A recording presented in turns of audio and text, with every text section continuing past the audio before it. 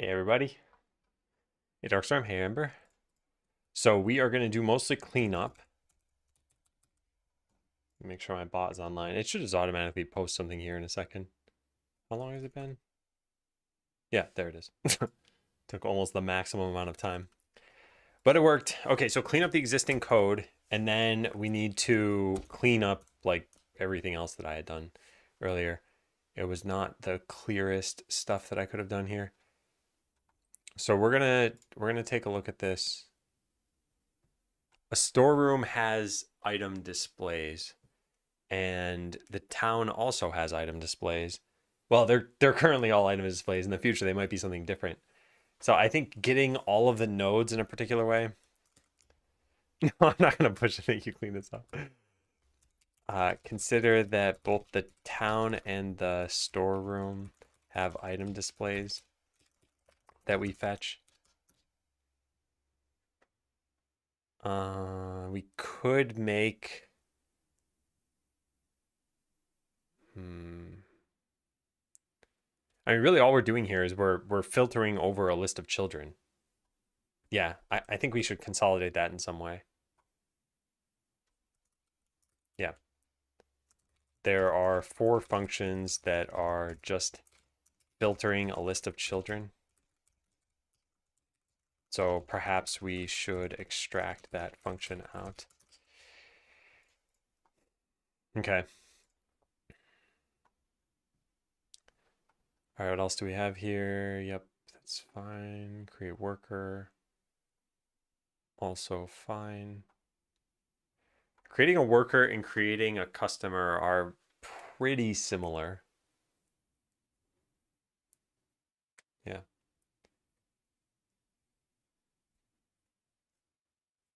For now, you can randomly just do .NET format. Yeah, I wanted to take a look at that. I'll try that after I commit this. Try .NET format and see what it does. I think there actually was some issue here. I had typed var something. Yeah, this. And it's saying use an explicit type. And I just hadn't done that. I guess technically that exists in several different spots. Restock item. Var. What is going on here? Yeah, here. And I guess those don't really count as errors.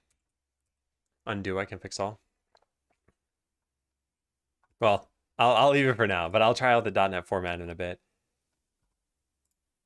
All right. So I checked this. I checked this.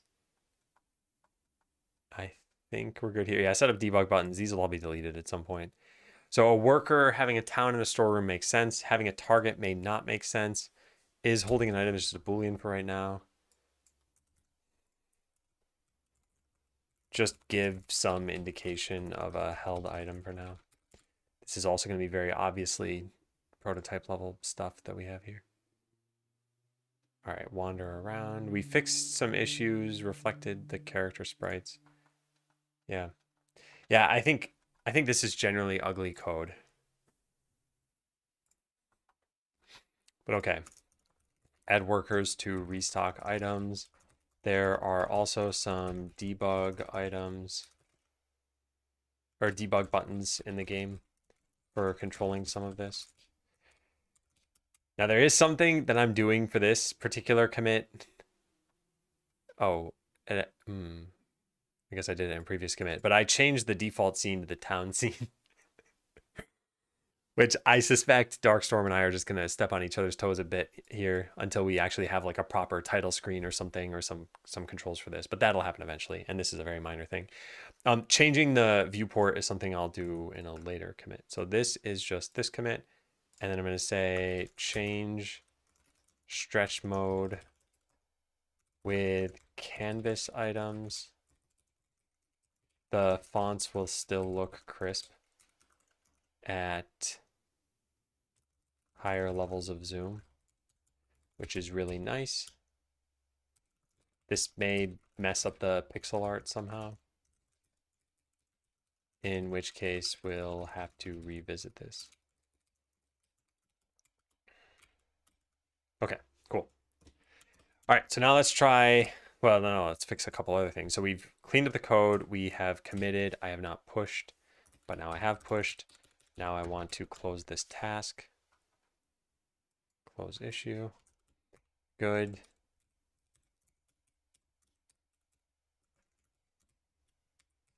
All right, try .NET format.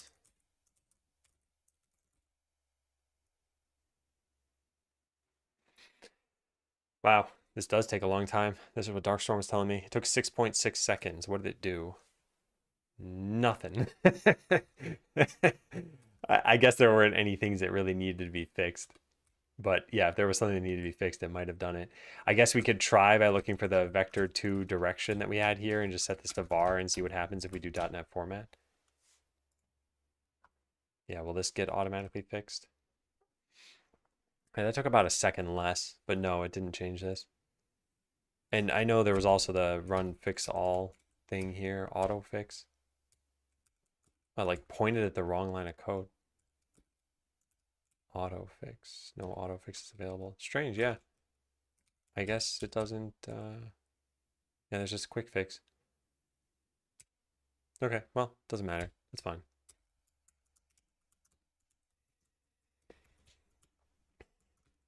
Okay, so refactoring some of this stuff. So let's, current goal, refactor everything to be clean code. This extra stuff, I mean, let's put this toward the bottom of the list.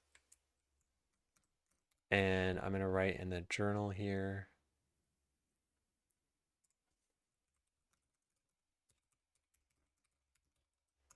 All right, so worked on the town system. What did we actually do with customers at first? I don't even remember. Items are now restocked by skeletons.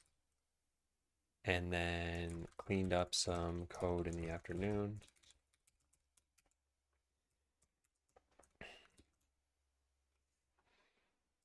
All right, so town and storerooms both have a couple of functions. This stuff, which all this is doing is getting all the nodes by a particular, in a particular child, I guess, and then going over them all and running some filter function on here. And we're accumulating a list of things to return from that. I wonder if Godot has a built-in like filter thing that we could do. So is there like get, there's get node or no, there's no like filter nodes or something. And then alternatively, I think C# might have like a filter list. Filtering collections. Yeah, there's just a .where. So we could potentially do something like that.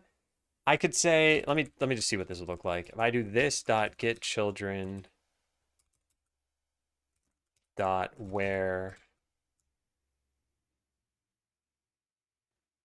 Yeah, I could do something like this.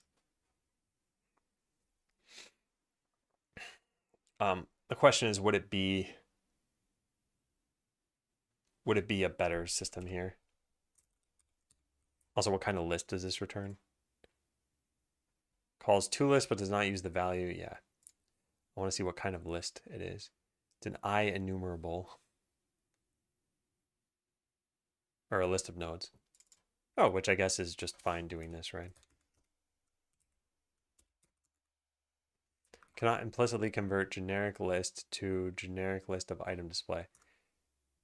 Oh, interesting. I wonder if you can customize what kind of list you want to do. So convert from generic list to specific list type.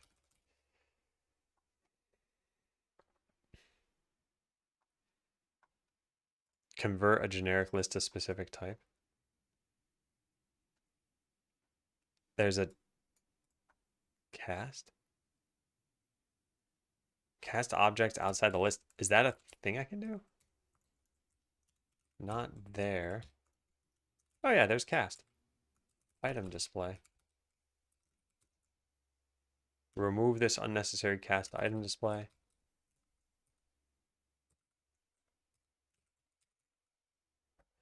Interesting. Well, I think that's pretty clean.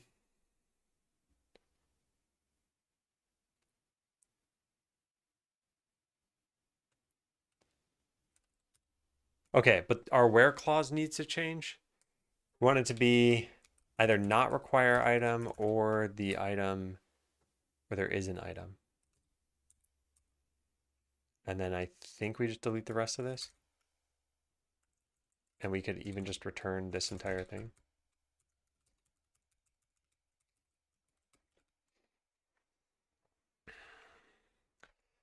Lambda allocations on the game thread. I mean, this is a really tiny lambda. I don't know how much of a problem this would be. Plus, the other thing is I don't like premature optimizations with any kind of development, whether game development or tooling or websites or anything. I feel like what should happen is you should determine that this is actually an issue and then start doing some sort of monitoring or profiling. And yeah, if you find out this is taking up a ton of CPU cycles, then yeah, fix it then. But for now, mostly what I'm trying to do is kind of sketch out what might this look like. So yeah, let's see. This one is empty item displays. So these are item nodes that do not have items. All right. So does this still work the way that it did originally? And then do I want, I guess, a more generic way of doing this? I'm going to guess it's working. I guess it's sort of hard to know what would have broken. But yeah, it looks like the customers are only going after items that exist here. Now, why were there two of these? Get empty item displays. I guess that was for the workers to use. Storeroom, yeah. Wait. No, does this make sense?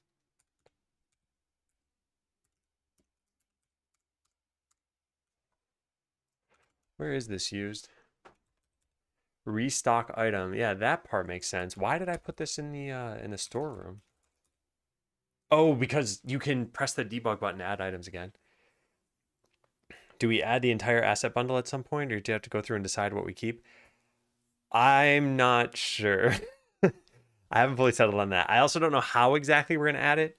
We might add it by Git submodule, in which case we'd need another repo.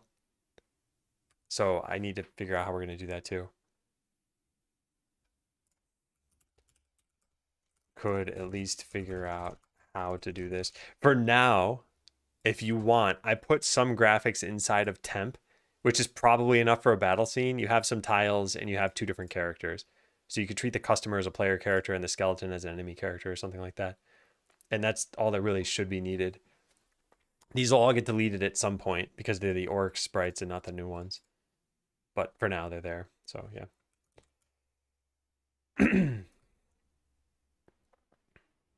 Okay, so yeah, we could do the same thing that I had done over here for this. Of type is a safe cast, filter as an alternative to cast. Is it drastically different? Cast the elements of an IEnumerable of the specified type. Of type. Filters the elements on a specified type. Oh, I see. Okay, so one is actually going to check to see if they were item displays to begin with. Yeah, I suppose it doesn't matter too much which one of these I do. I think this would be slightly safer. Although in this case, I do know that they're just item displays. But yeah, that's good to know. Thank you, Lucifer. Let me try that out. I mean, it should be exactly the same output that we just had. Yeah.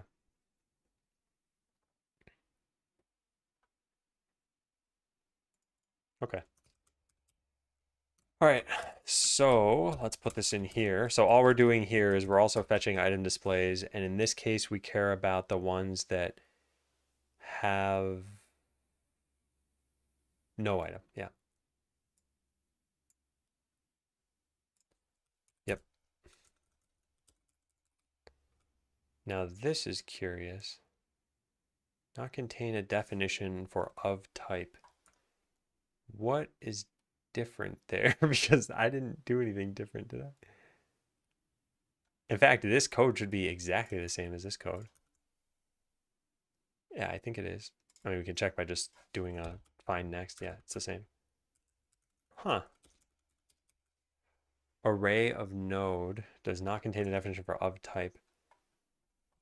The only thing I can think is that we're using a different... Oh yeah, we need link apparently for this.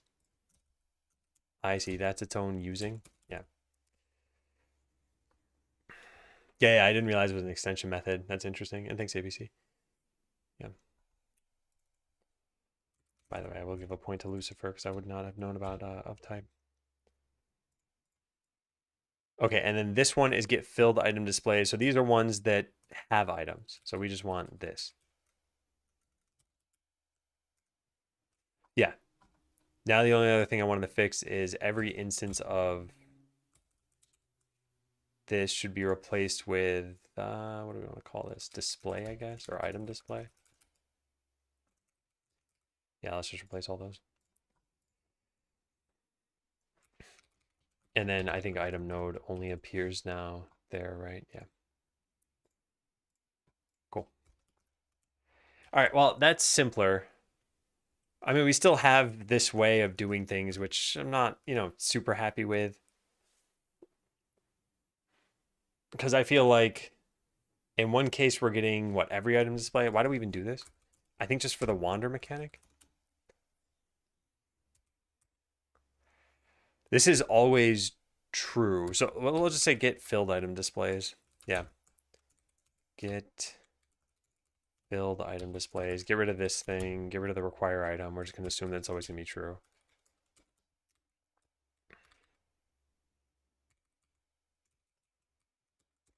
There we go. And now, since these are so similar, and the only difference is whether or not they have items, we can just say, we can convert this into one function, which is get item displays. Bool is filled. I mean, this is, this is slightly different. I'm either getting ones that are filled or ones that are empty, never all of them. And I don't have a need to get all of them at this point. Although in the future, maybe I do. I don't really care about what happens in the future, though. I care about what my needs are now.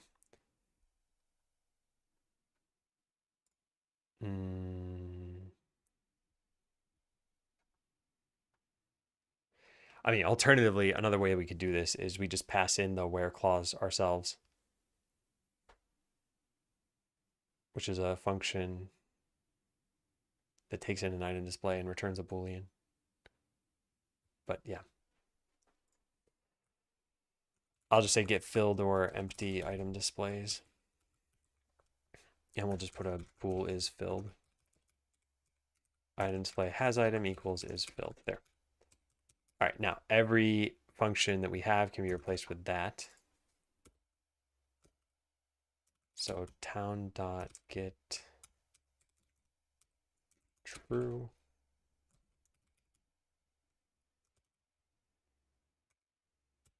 And then this one will be town.get false. Okay, let's try that out. And then we can make that change in the other file as well.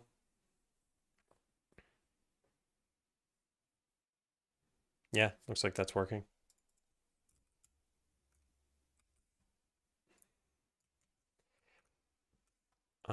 Where is the storeroom? There it is. All right, so same deal here, and it's actually, in fact, exactly the same code. Now, because it's the same code, we could extract this out another layer and make a static function somewhere that just says if you have an item displays node, this is how you'll filter them. I'm not sure I want to do that, but I want to at least consider it. This was empty, so we say false here. And storeroom.get filled, which is true.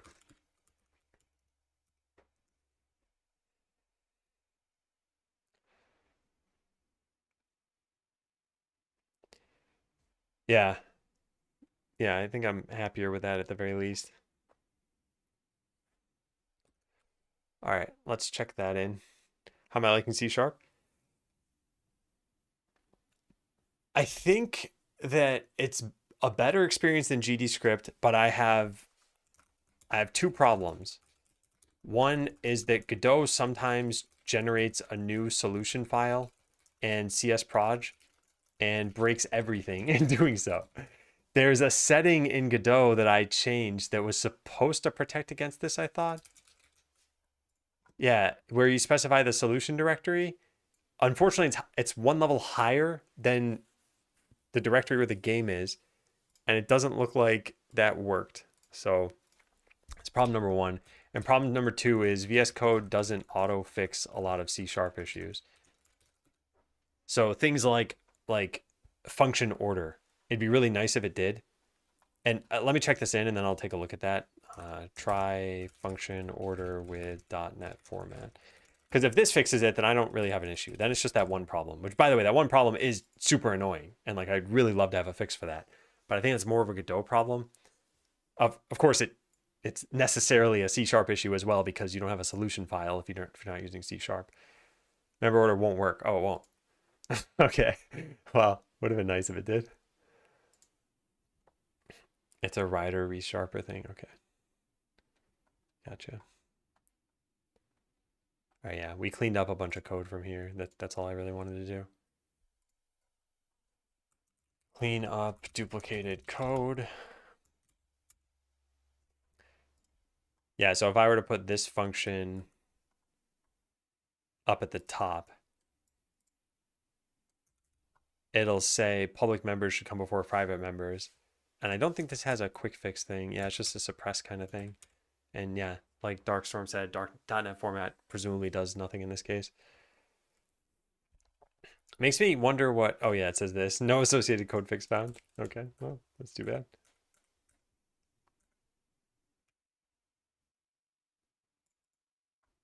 C# without Visual Studio. How come?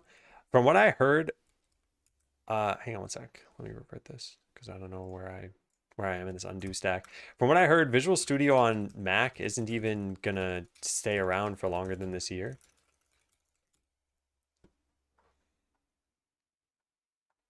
Aren't they deprecating it or something? Scheduled for retirement this year in accordance with their lifecycle policy. It'll be supported, yeah, up until this year. Recommend you switch to a stable build. Wait, what? Stable build?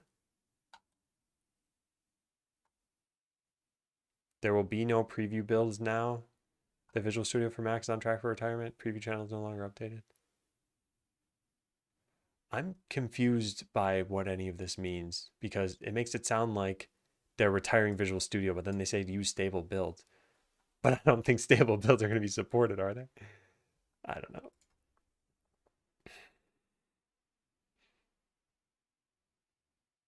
And they bought and rebranded Xamarin. Interesting.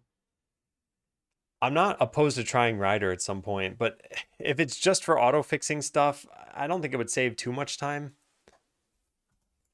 And I'd have to set up a whole other editor, and I'd either need to pay or I need to ask the company to give me a free license.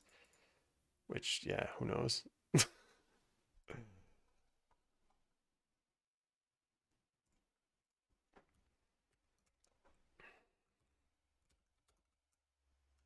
All right, so that was one issue that we fixed here. All right, I don't like that the state's node name in the scene tree has to match the name that we use in code. This stuff should be automatic. Maybe it'd be better to add a state machine through the scene tree and then specify the states it should have. Yeah, the issue is that states won't have references to all of the other states that are in the state machine. So we need to manifest their names somewhere. States themselves don't have references to every other state in the state machine. Perhaps transitioned can throw an error for now. Wasn't VS Community Edition free? Yeah, but that's on Windows. Presumably on Mac, it's going to get retired even if it exists in August. What did I just write down? Oh yeah, the transition thing. So state machine, we have this transition thing at the bottom. This try get value is not smart. It should just say like get. How does that work? States.get. Can I just use this maybe? New state name?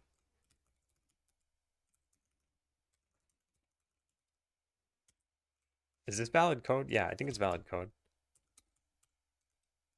All right, so what happens if this doesn't exist? C# dictionary throw if key doesn't exist. It does throw? Okay, good. That's what I want. I just want to control what the message is that throws. I guess we could just check if it's there. If not, states dot what has? Contains key. There it is. Yeah, this is what I want. The new state name does not exist in the state machine. Yeah. Try get doesn't throw though, right? I want it to throw. I just wanted to throw with a specific error. And this looks like I can't customize what the error message would be. I guess what I could do is I could just put a try catch around this, but like I might as well just do this. It says prefer this to avoid double lookup. Wait, seriously? Oh, it returns a bool? Oh. Oh, right, of course. That's even how I'm using it. So yeah. Okay, my bad. Else throw should just automatically do this. Yeah, there we go. In the state machine. Yeah, thank you.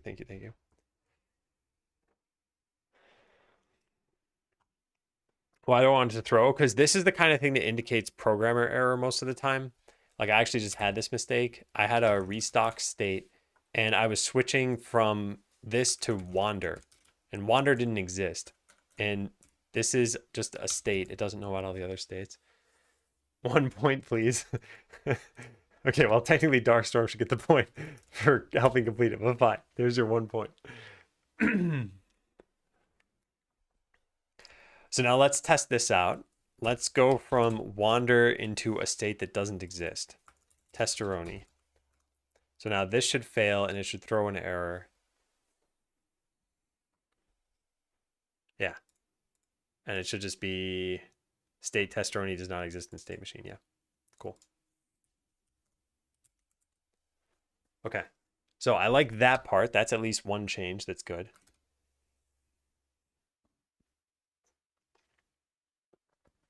Now, as far as state names, we could make an enumeration. Oh, wait, but they need to match what's in the tree. That's right. Oh, I'd like that to be automatic. Could I do that? Okay, let's say we change this to be testeroni. So now this is a state name that doesn't exist. But each individual state, when it enters the tree, and this is a node, so we do have an enter. So if I do public override ready, and I say name equals get type.name, except for this is going to have, oh no, it's going to be fine, isn't it? As long as state machine matches whatever this does. What does this do? State.name. Do states have a name already? Oh yeah, it's a name in the node tree. What does that mean? It's gonna have to match the class name, I guess. But I think that'll work. So if customers wander, then we're fine. Yeah, customers are wandering around. And if we go over to remote now, we should see that a customer has the wander state. Yeah. Interesting. Yeah, so this means that the most derived class name is what's going to exist in the scene tree, and that you need to use that class name. I wonder if there's a way to fetch that statically. Like, what if we... How would we do this? We check here. Could we do like buy item dot... I guess we could say type of buy item. What is this considered to be? A type, and then what, dot toString or something?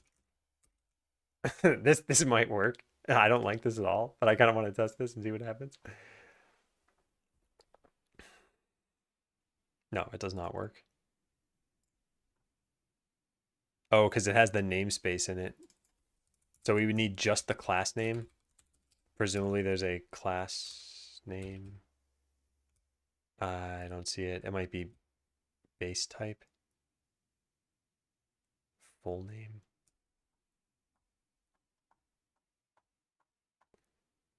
I'm not sure what this would be. Just name. Oh, interesting. Oh, there's also name of. Oh, that's much nicer if that works. Oh, that does work. Okay, yeah, I like that a lot. All right, this time I am also going to give Darkstorm a point because I feel like you've been robbed twice now.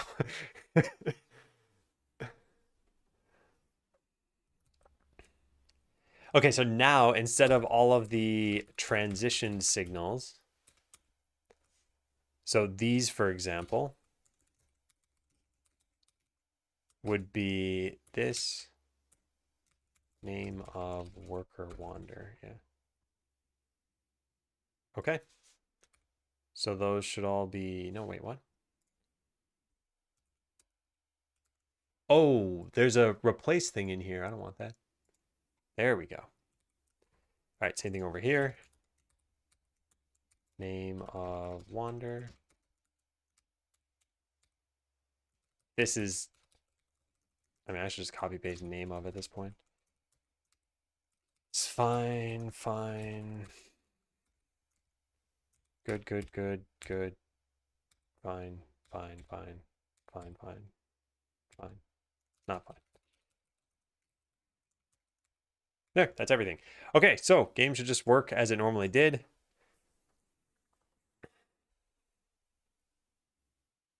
I mean, it looks like it.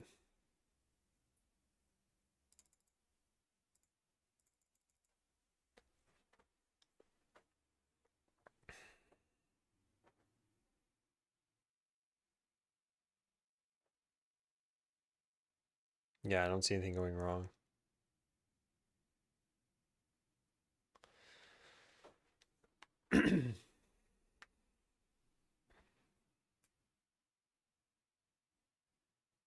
We're out of items. I was just, my mind was wandering for a second there. I wasn't paying attention. Yeah. So I think this is nicer because now you only ever transition by the name of a class. And if you rename the class, then you'll break everything else, I guess. Or you'll just rename it like this, I suppose. You call it like wander new. And now it should just be fixed everywhere. Oh, wait, no, that would have to match the file name, I think, as well. Anyway, doesn't matter. Whatever. Just undo it. I think we're in good shape. Let's go take a look. Oh, yeah, this should not be called Testeroni anymore. Although now the state name doesn't matter over here. And this comes down to the second thing that I wanted to do, which is set up a state machine through code. Oh, file names don't matter? There isn't even a rule about that? Wow. I think it matters in Java. But yeah, this definitely makes this a lot better. Yep, yep, yep. Cool. Throw an issue. Set the name. Set the node name equal to the class name. That way states don't need to be told. Well, yeah.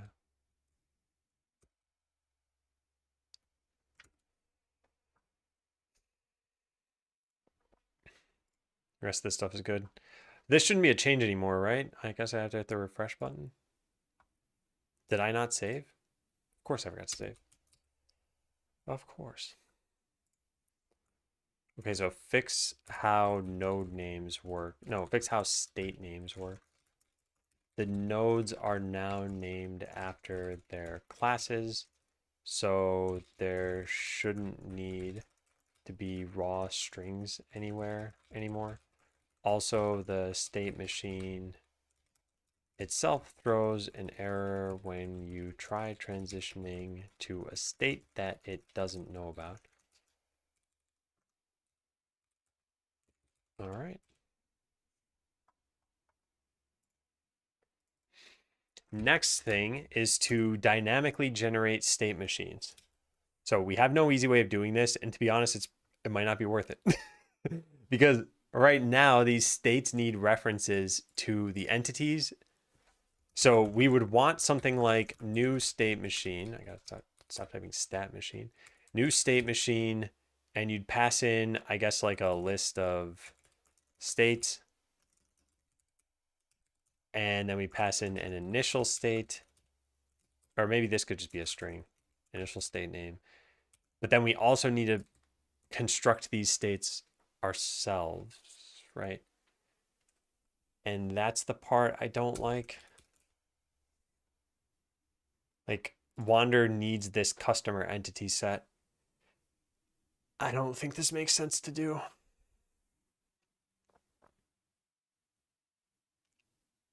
Although the state machine could pass this in automatically. No, it wouldn't be the right type though. Actually, we shouldn't care about the type. Yeah. That's the thing. We shouldn't care about the type. We should manage any state in here that we need. So what do we actually use for the entity? Oh, no, that's not true. What am I talking about? We need to still spend money, right?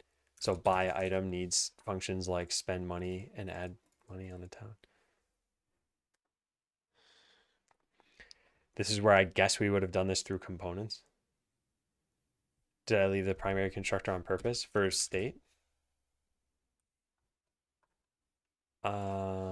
I guess this is unnecessary because it exists no matter what. So no, I don't think I left that on purpose. Did I put that everywhere? I did put that everywhere. Isn't this inconsequential though? Like whether I have this or not, won't there be a primary constructor? So it doesn't actually make a difference?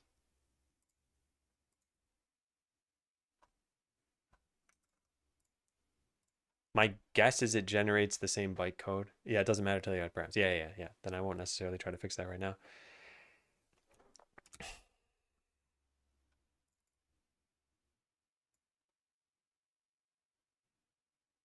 I think these problems were fixed. I think this is fixed. Yeah, so now this is the next important part here. So for example, we have this wander state. I think states should be told about which entities they're attached to. They're just nodes. So we wouldn't be able to call something like this.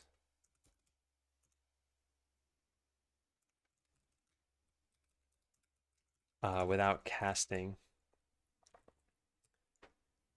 So how should this work though?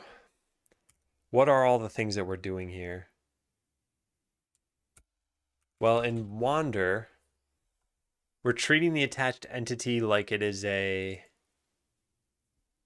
Well, we're treating it like it has a target, but also like it has a position and a flip H and all this stuff.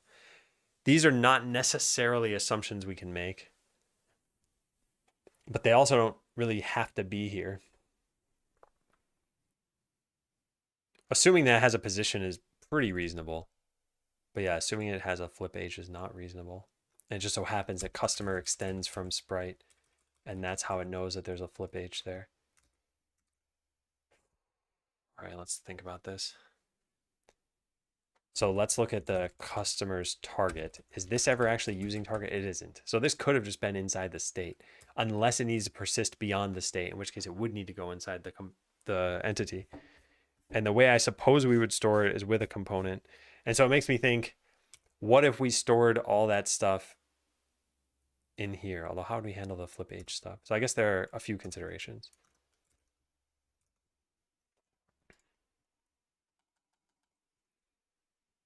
So state machines plus ECS. So right now, states don't have any shared state. Or don't, like, I guess the abstract base class state doesn't have any member variables.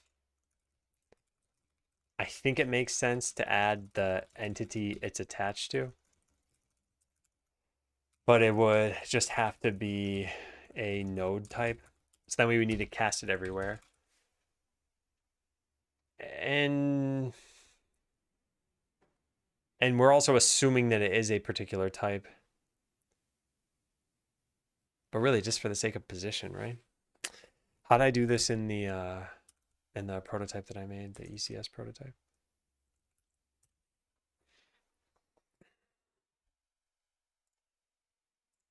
There was a system somewhere. Where is it? Oh, I'm looking at Skeleseller. How did I get here? I wanted this one. I don't know how I got to the wrong spot. Yeah, so nav system. How does this work?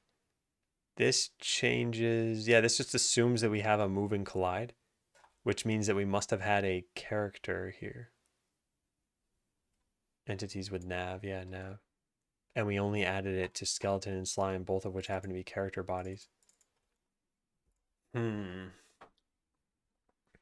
right, well, here's a potential way that I could do this. Could add node entity to the base state class. Then derived classes could cast it in the ready function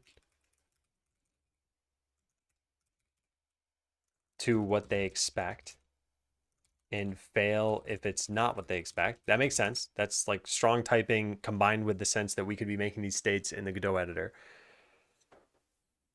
So now if you were looking for a character body, you could cast that entity as a character body. Okay, then you'd be able to call any functions you have from the get-go. So that alone is like one change we could do. One standalone change that probably makes sense. Now, what does this do for us? This makes it so that every state can have a reference to the entity without us needing to do something. Yeah, that we don't need to associate it here. Yeah. This prevents us from having to associate entities in the editor.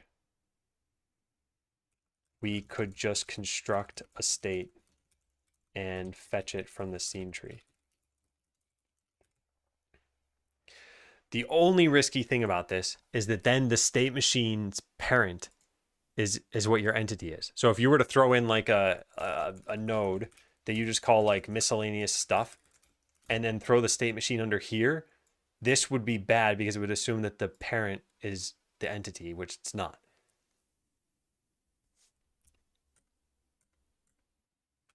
I wonder if there's some way to detect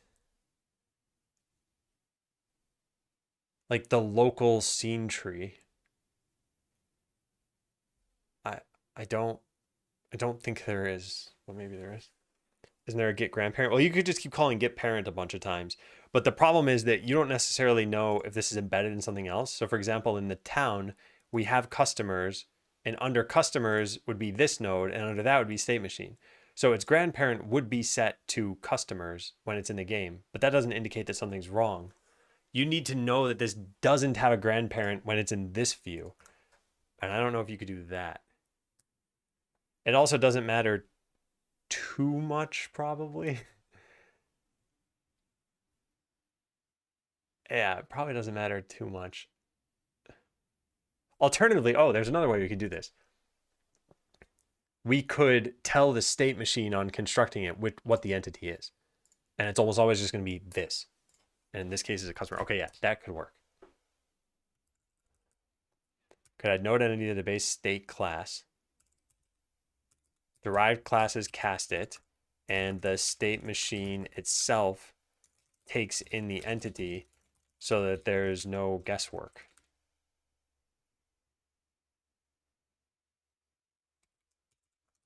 This allows us to construct state machines through code via new state machine. The thing that I wrote out earlier, which now I have to type out again, the list of states, and then in strings, initial state name. Okay, I dig it. I think this makes sense. Is there any reason that we'd ever want to construct these through the scene tree? And I feel like it's just annoying to do this. So I'm not inclined to want to do that. Okay, well, this makes sense as a good change that can just be done on its own. But now let's assume that we've done that change and see what the rest of the design would look like.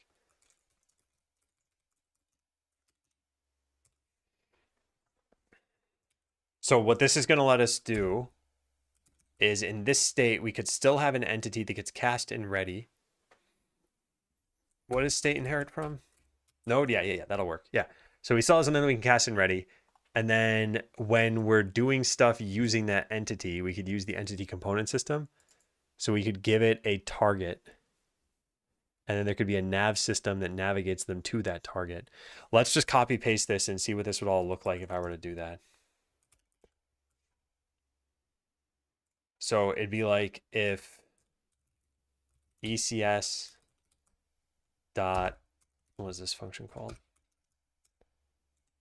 I think it's has component. Yeah, has component. Has component at like target or something like that, target component. Or if it doesn't have one, then I guess give it one. Add component, new target component. Target, we just give it a vector.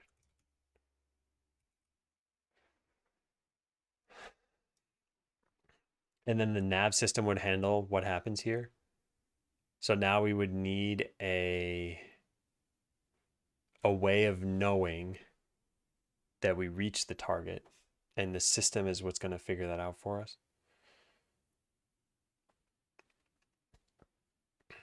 Can you make a state manager and state generic and utilize constraints, or is that not possible with Godot? I'm not sure what you'd be trying to accomplish with that, but what you're trying to accomplish is probably possible. I'm just not sure exactly what you're getting at.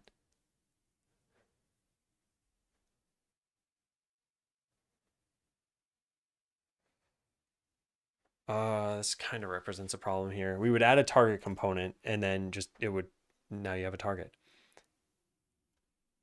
And then I guess if you're in this state for too long, we'd transition into another state. So now something would have to handle you hitting the target and then maybe doing something when you get there. So this stuff wouldn't exist here at all. And that's what the state would look like.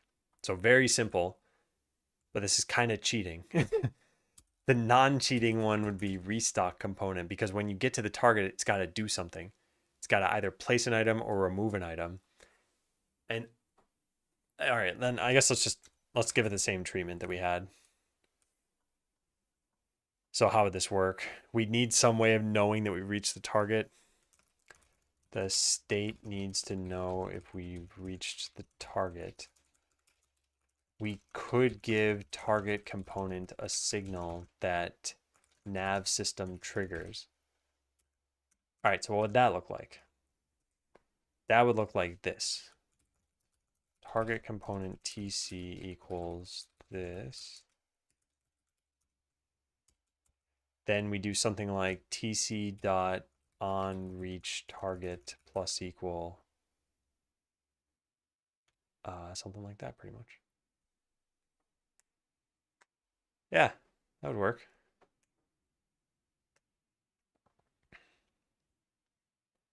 Personally, I'd use a behavior tree for this. Makes it easier to make states only have one responsibility.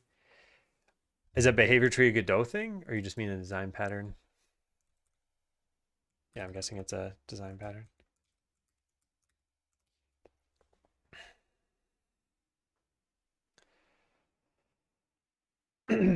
Hang on one second. I'm still trying to think about the ramifications of what I'm doing over here. All right, ECS stuff with states.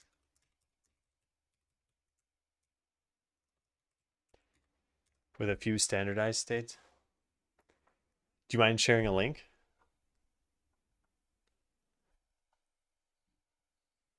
Okay, so what I'm thinking of here is, do we even need the states in this case? And I think we do,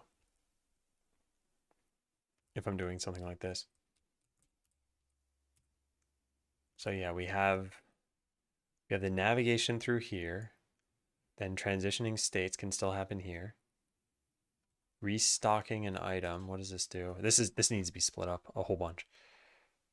But can we do all this stuff? So we'd go to a target. When we hit the target, we would need to check some condition is still met. So we have a target from there. Nav system. We need to delete your existing. Need to delete any existing target components.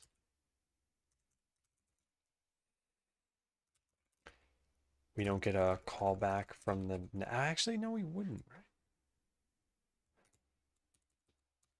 the nav system doesn't use the wrong component on the entity, I guess.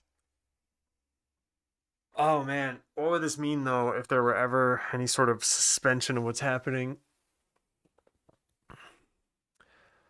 That's where I think we start running into some problems. Like, what if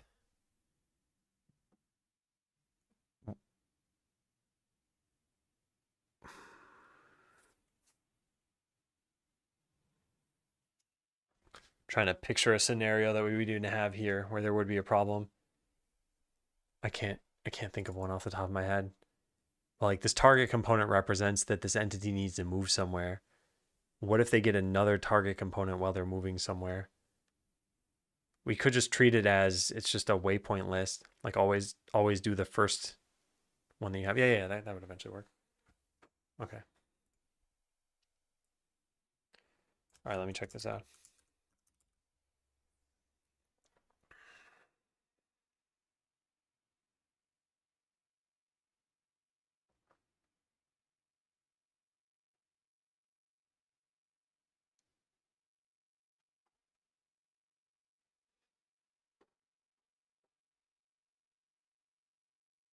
Okay, I think I see.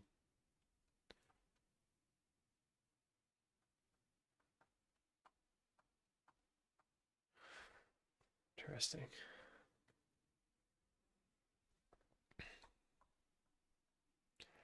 Because I was thinking of having this in the state machine, and I think it'll work okay. I think my states need to be split up a little bit more anyway.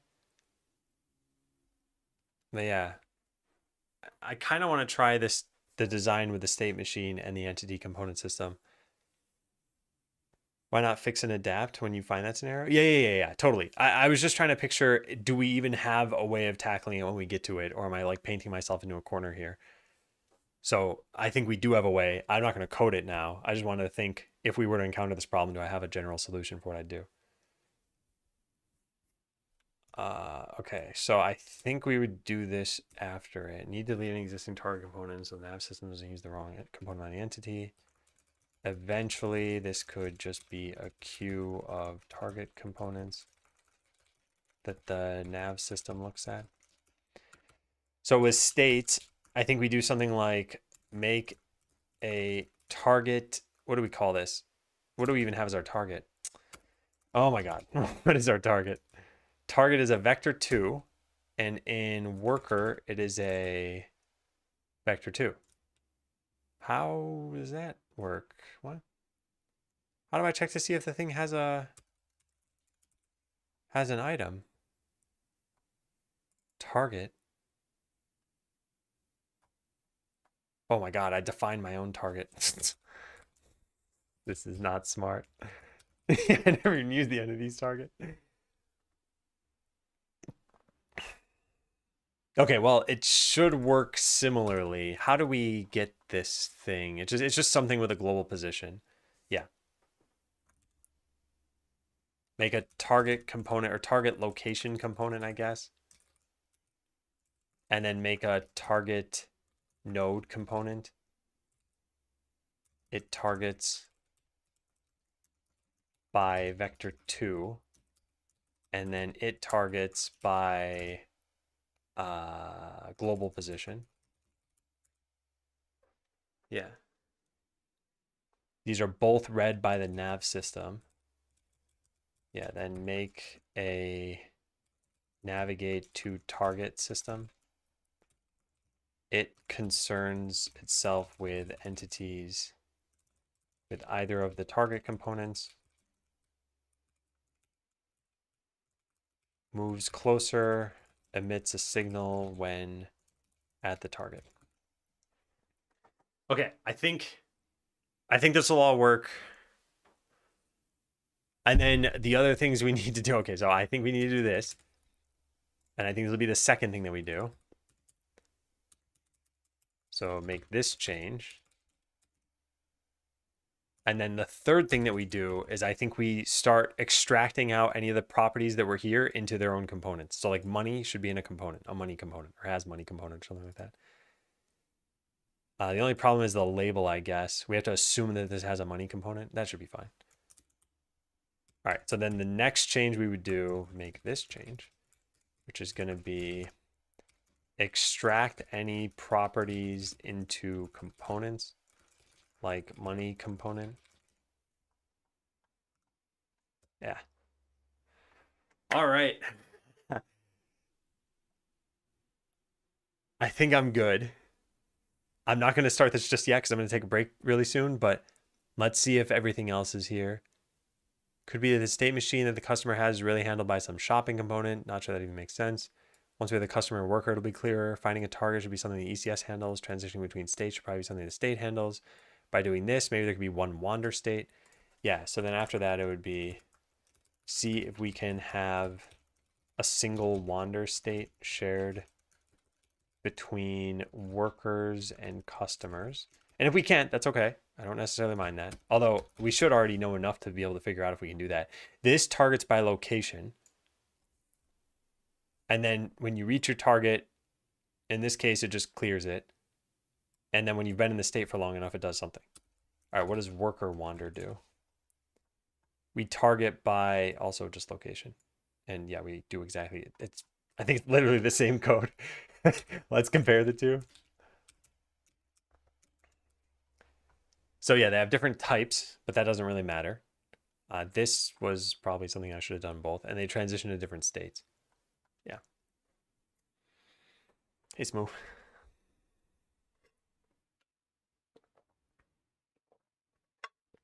Okay, yeah, that's something we can look into.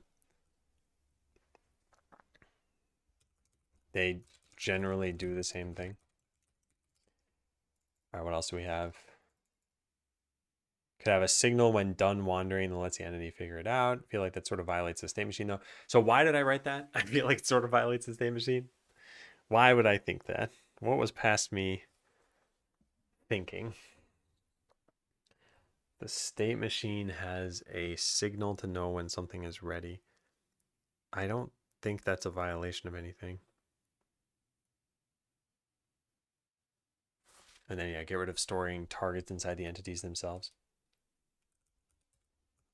Make sure entities aren't, well, make sure customers and workers aren't storing targets. All right, I think that's everything here. Need to make an ECS function to get this. Okay, cool, yeah. So here are all the changes we need to do as part of cleaning up.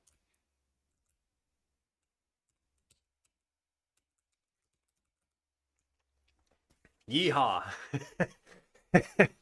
So it's just gonna be a question of how quickly can we do this afternoon? Because once we get through this stuff, I think we're gonna be in very good shape. Like I wouldn't have had a bunch of garbage code. All right, I'm gonna take a quick break. I hope you all enjoy Jump Royale. What was that vector target value less than 10 distance? I guess you'd use target at distance too. Yeah, I probably could use that.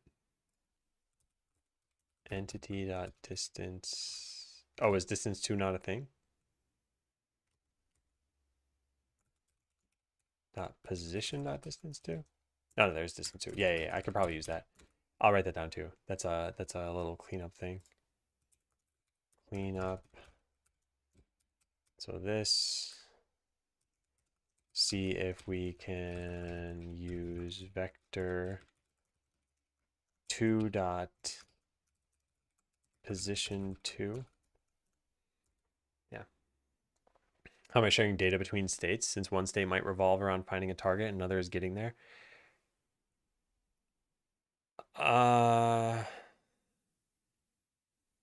So there are kind of two questions here. What's being done right now and what do I have planned on? And the finding a target and navigating there is all one state. But the way that data is shared is using the components that an entity can have. So for example, let's say something needed to modify your health. There's a health component and it's got things like life and max life. So I guess a better example is the money component. Like in this buy item that we have here, we have spend money. This is saving state in the entity right now. And in the future, instead of just directly coding money right here, it's going to be a money component that's saved in this entity. And that's where we're going to get the data from. So any data that needs to be shared is going to be shared in components. But yeah, okay, I'm going to take my break. Is it jump time? It's not gonna catch me. Whoops. What did it get? It just, come on. Is it jump time? It's jump time. All right, for those who have not seen this, just type join and you can play. The goal is to jump as high up in the world as you can. And you do so by just typing J and then a number. I'll be back in a few minutes and then we'll keep coding this stuff.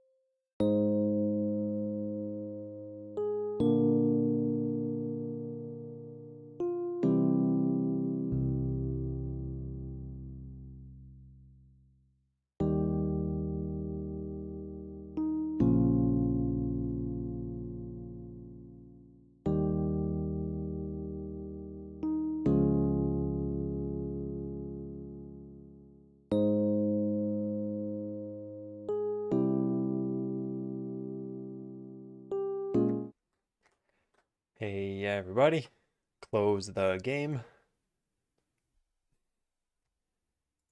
Yeah, you see that? Actually heard me.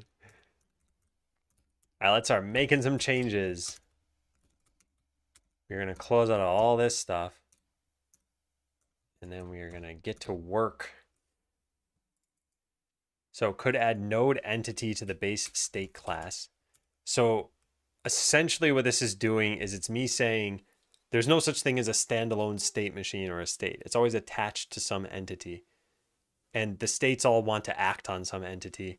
And that's at least what we've coded so far, right? We have 4 states. Wander makes the entity wander. We had buy item, makes it purchase an item. Restock item makes it restock an item. And then the debug states just to change the color. But like all these states act on an entity, so it makes sense to have this.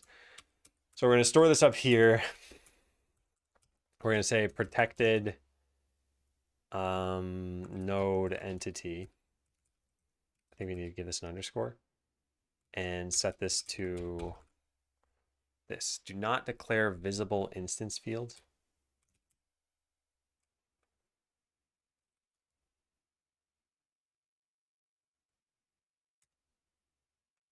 That's strange. Make this an auto-implemented thing. Oh, I see. Okay. And then a delegate should not follow a property. All right, there we go. Okay, so we have an entity, and then the state machine should... Did I write to change all these things to code? Yeah. The state machine, when it's constructing the states, because now I guess it's going to do that. So we're deleting how we do this for the scene tree, I guess. Yeah. I wonder if this hurts or helps the understandability of a given scene. So we don't ever construct scenes now, and we have to. All right, let's go work on the constructing part then, right? State machine takes in a yeah. So we're gonna need a public static state machine create state machine, and this is gonna take in a list of states, the string initial state name, and then the entity. Okay. So we can't do things this way.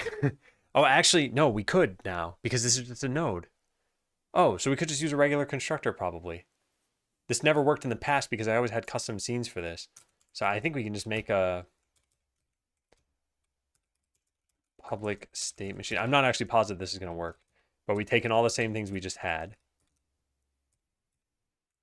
And then we don't have an add state, do we? No, we don't. But we need to set up that dictionary of states. But that's what would happen in the ready function, get children. So we just need to add child on all these things. States add. Yeah. Okay, let's try that. Add child.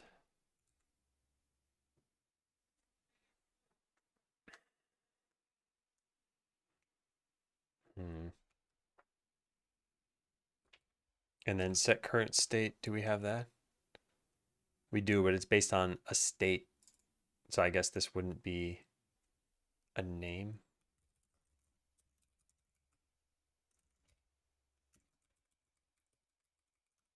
So this should replicate exactly what we had in the constructor. Yeah. An initial state must be set. Sure, let's do that, I suppose. I'm not going to worry about that yet. And yeah, let's put this here.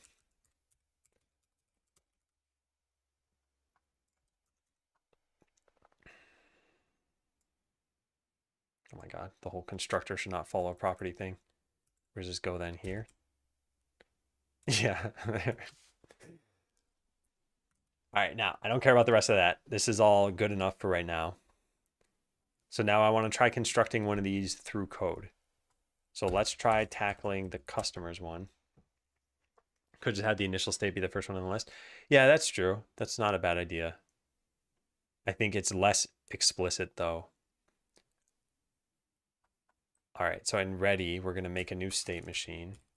State machine equals new wander and buy item. This is where I'd like to do things by name. Ugh. Fine. State string initial state name. So we're going to do a state initial state equals null. Delete this. Actually, no, don't delete that. Just put it down here. And then I'll just do a quick, yeah, there we go. Okay, now we pass that in correctly. So where are our commas? There it is. So we do name of wander, this. All right, then we add child state machine. Now, what's the problem? Can't find state machine. That's easy to fix. Can't find list. That's easy to fix. And then new can be simplified. Sure, whatever. All right. Not bad. Not bad. Now we need to do the same thing for the worker.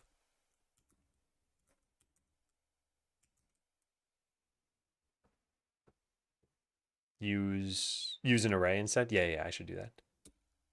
I'll write that down over here. To do take in an array of states. All right, next up was worker. So is there a ready function in here? There isn't. Public override ready. Oh, wow. It just coded it all for me, right? Worker wander restock. Name of worker wander. Yeah. Wow. So, okay. Pretty cool.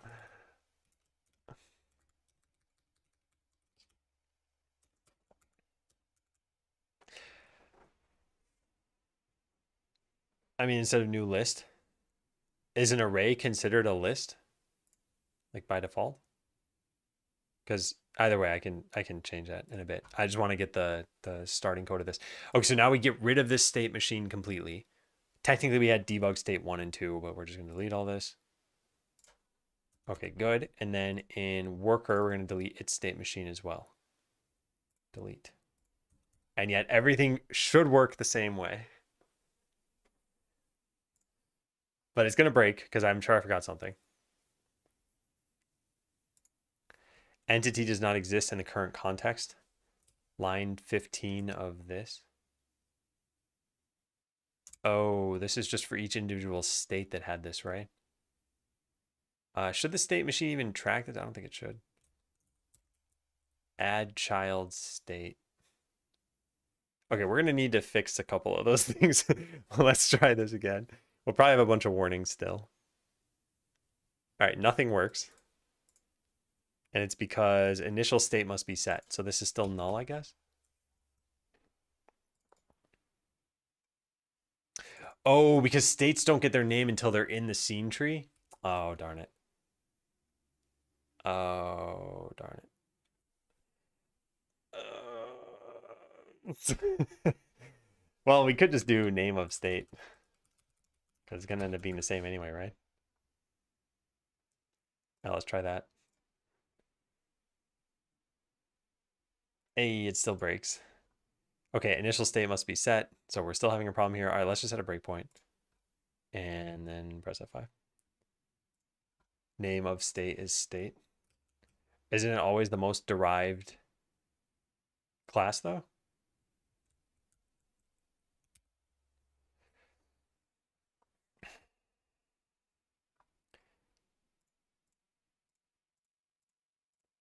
Okay, so the first state is what? I don't even... What are you? I have no idea how to tell what you are. What if I do name of state? Okay, it is state. What's type of state? State is a variable, but it's used like a type. Oh, I see. Okay, yeah. You only use this on classes, I guess, that you know at compile time. Can we do state dot... Can we just do this and see what's in you? Oh, it's actually a node, right? Of course.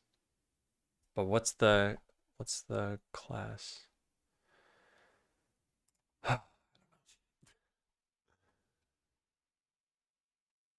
All right.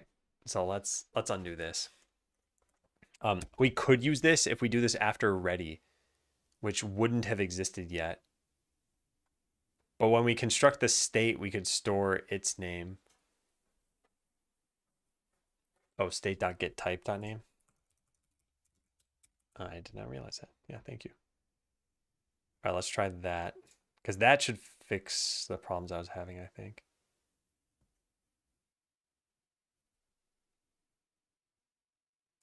Well, now we just have 400 new problems.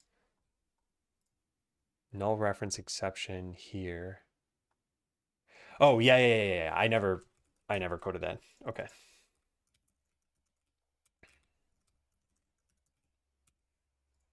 All right, let's go code this. So we have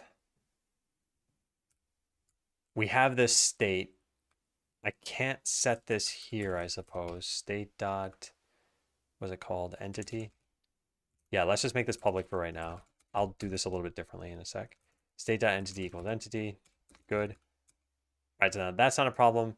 And now each individual state needs to cast that entity. So we get rid of this and we cast the entity as a customer. We should just save this off so that on ready it does this. What do we call this? I guess just let's put this right back here. All right, yeah. So entity equals customer entity. All right, looking good. I'm gonna be happy if all this stuff comes together because this is quite the reworking of what I had here. No, this is already there. We don't need this. We just need this. All right, so there's that stuff. Now worker wander has its own thing. And we're gonna say entity equals worker entity. And then same thing with restock item. Okay, did we fix everything?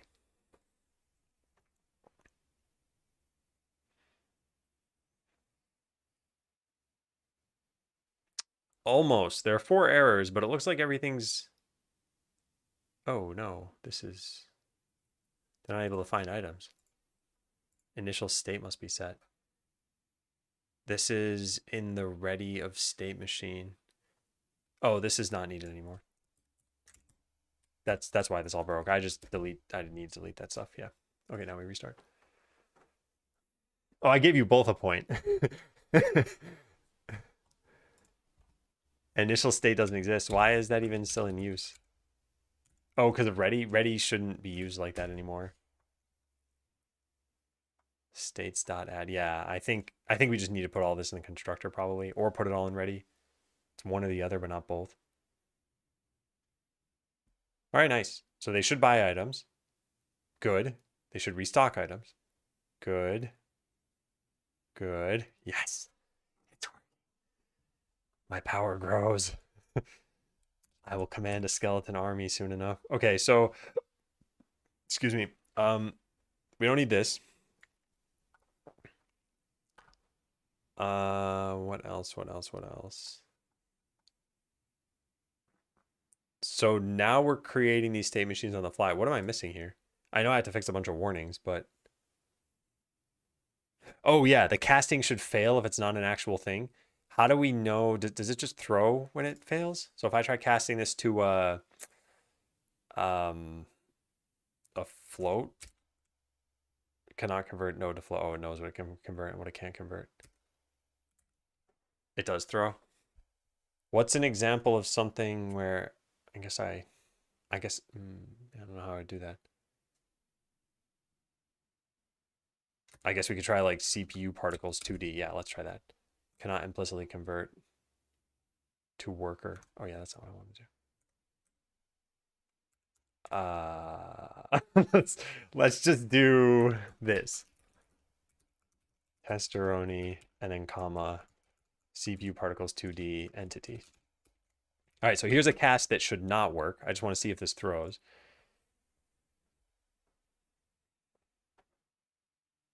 Because this will let me know that I've put the right thing in here. Object, unable to cast to type worker. Yeah, perfect.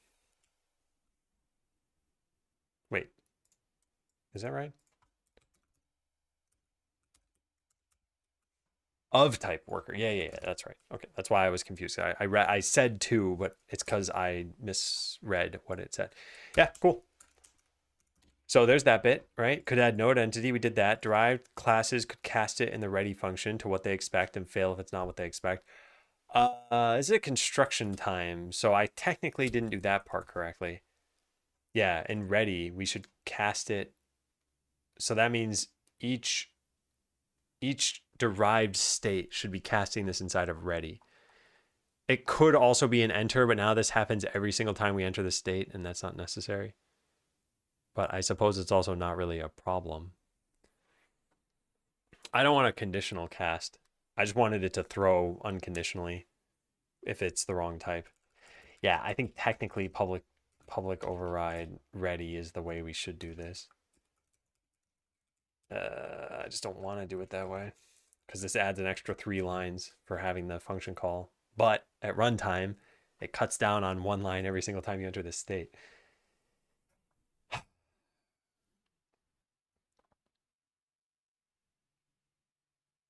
Actually, I wonder if we could go one step farther here. What if, could we just store a class, like anything that extends node, and then have it cast it for us? And maybe we could, I guess we need generics for some of this, and then the entity type would be stored as that. Yeah. Okay, ABC just said exactly what I was saying. Yeah, I think that would be the smarter way of doing things. So a state would essentially be a state T extends node, or I don't know what the syntax is for this stuff, but something like this. And then this becomes a T. Yeah. So we just need to learn how generics work to be able to do that. C# generics in class. And I mean, I guess we already have this in terms of what component? No, where was it? This stuff? Yeah. T: node. Does your state even need this? Why not pass the entity from the machine?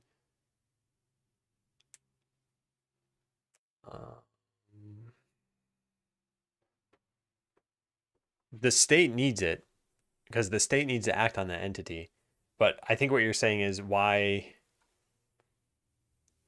not have the state machine pass it in if I'm constructing the state?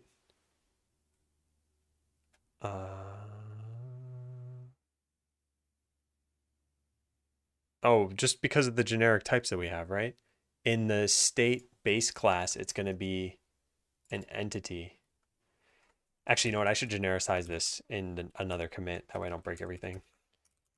Genericize the state to have a T that extends node. That way we don't need to cast in ready for each state. I mean, pass it to the update thing in the state since it doesn't need to maintain it as a member then. Oh, I see what you're saying. Oh, yeah, that's another way of doing it. That could work. But I don't think there's a problem with just storing it.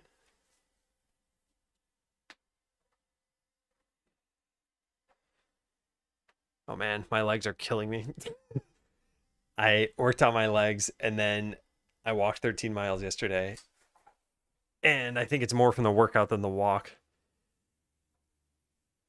But yeah, cannot stand any longer.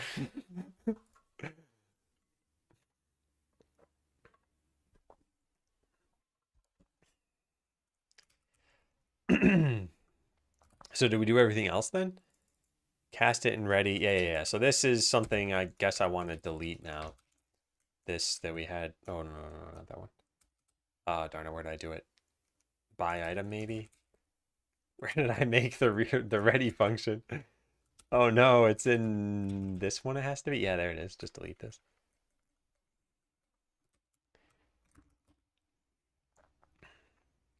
Takes in an entity, so there's no guesswork. Derived classes do this. Prevents us to associate entities in the editor. Allows us to construct state machines like this. Okay, so yeah. So this change is basically done.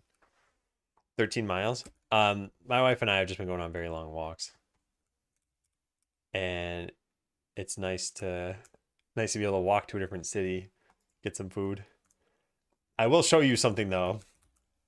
There's a place around me called Homegrown Sandwiches, and it is fantastic. But let me show you their nutrition facts. Where is it? Okay, look at this. So I find this really funny because I got a sandwich yesterday. I'm like, I'm really, really thirsty. I wonder why. And I looked at this. I got this, the whole smoked pastrami sandwich.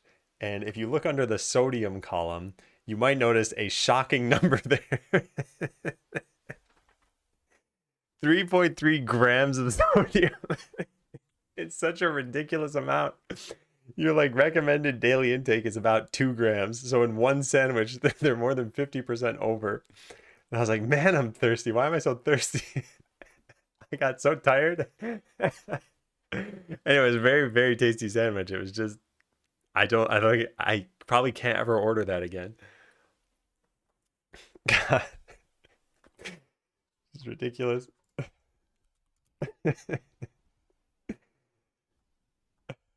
All right, what is all this? I deleted the states. Yeah. I don't know what this is doing here, though. Use anchors. This just, what? What scene even is this? What does use anchors mean? Customer. Did I enable this somehow? Is it one of these things up here? This is now on. And it wasn't on originally? Did I click that? It didn't even modify the scene. What happened? Well, it deleted it, so whatever. I don't know how that happened, though.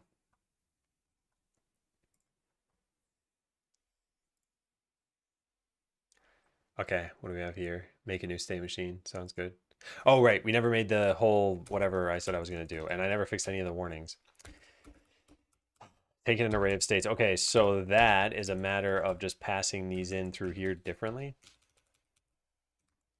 I don't even know how you do that. C# construct or like make array. Initialize array. Oh, just curly braces? Does that work? CMD dot. Oh, is it an autofix thing? Oh, I see it there. Yeah. Ah, gotcha. Okay, and then worker needs the same deal. Cool. Yeah, this looks really good. Oh, I never tried something. What if I set this to worker wander? This should fail. It should say that it can't find the initial state.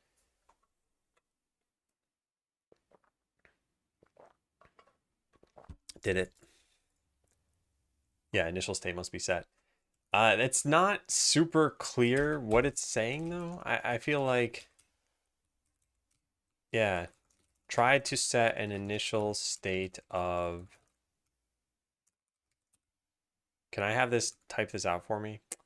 Man, what's the syntax? It's $sign here, and then a $sign there, here a $sign, there a $sign. Oink, oink, oink. But it does not exist in the list of states. Yeah. All right, that's probably a better error message. Oh, and that's where you're talking about there's a fix all. Okay, I didn't realize. I thought it was a command I had to run up above. How do we... Oh, let's try it like this.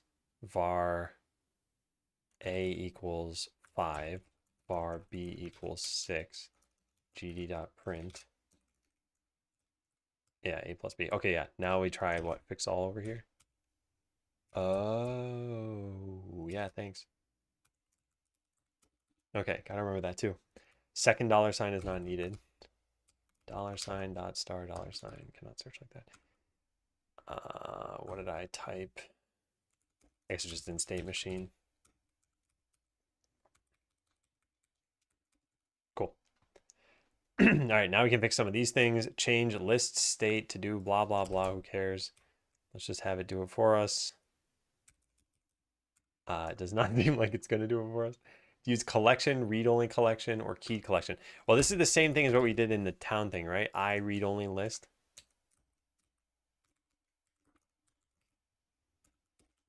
That fixes that one, yeah. Converting null, literal, or possible null to non-nullable type. This sets here an externally visible method. Validate parameter states is not null before using it. What's the thing? Argument exception dot throw if null. I don't know what I'm doing. Yeah, we could just have it be throw if null and nothing else.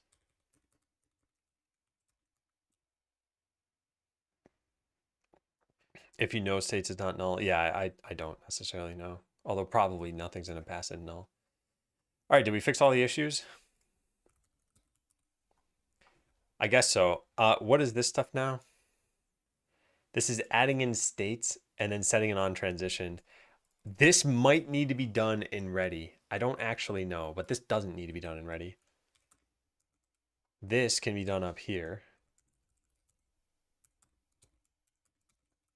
But yeah, can this be up there too? And this is a Godot question. I don't know the answer. So let's just delete this and see. If it works, it works. So yeah, we'll just find out.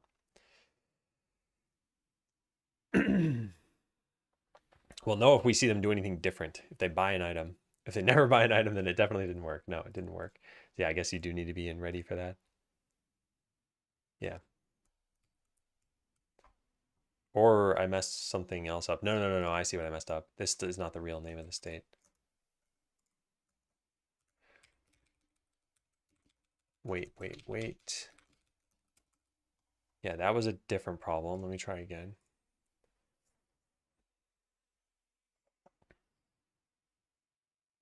No, it does work. Okay, cool. So we don't need ready at all over there. Should break after finding the initial state? No, I still need to set up every state. So I don't need to break in that case. There's another problem though, right?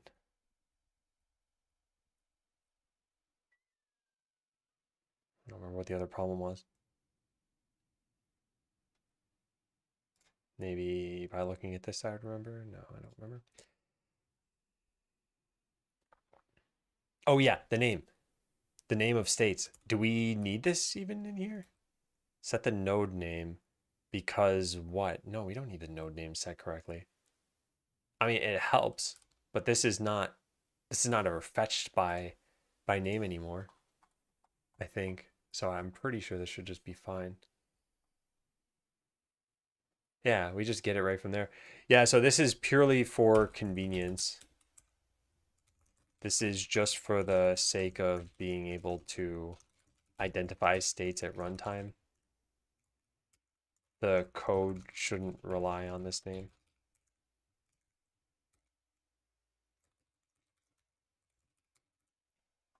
Yeah. All right, let's keep looking through this. So this is unused. Looks good. Yeah, this is unused. Looks good. Yep, that's fine. This is all going to get deleted at some point. We'll use generics for this, but we haven't done it yet. I wanted to check in before I got to that. All right, what have we got here?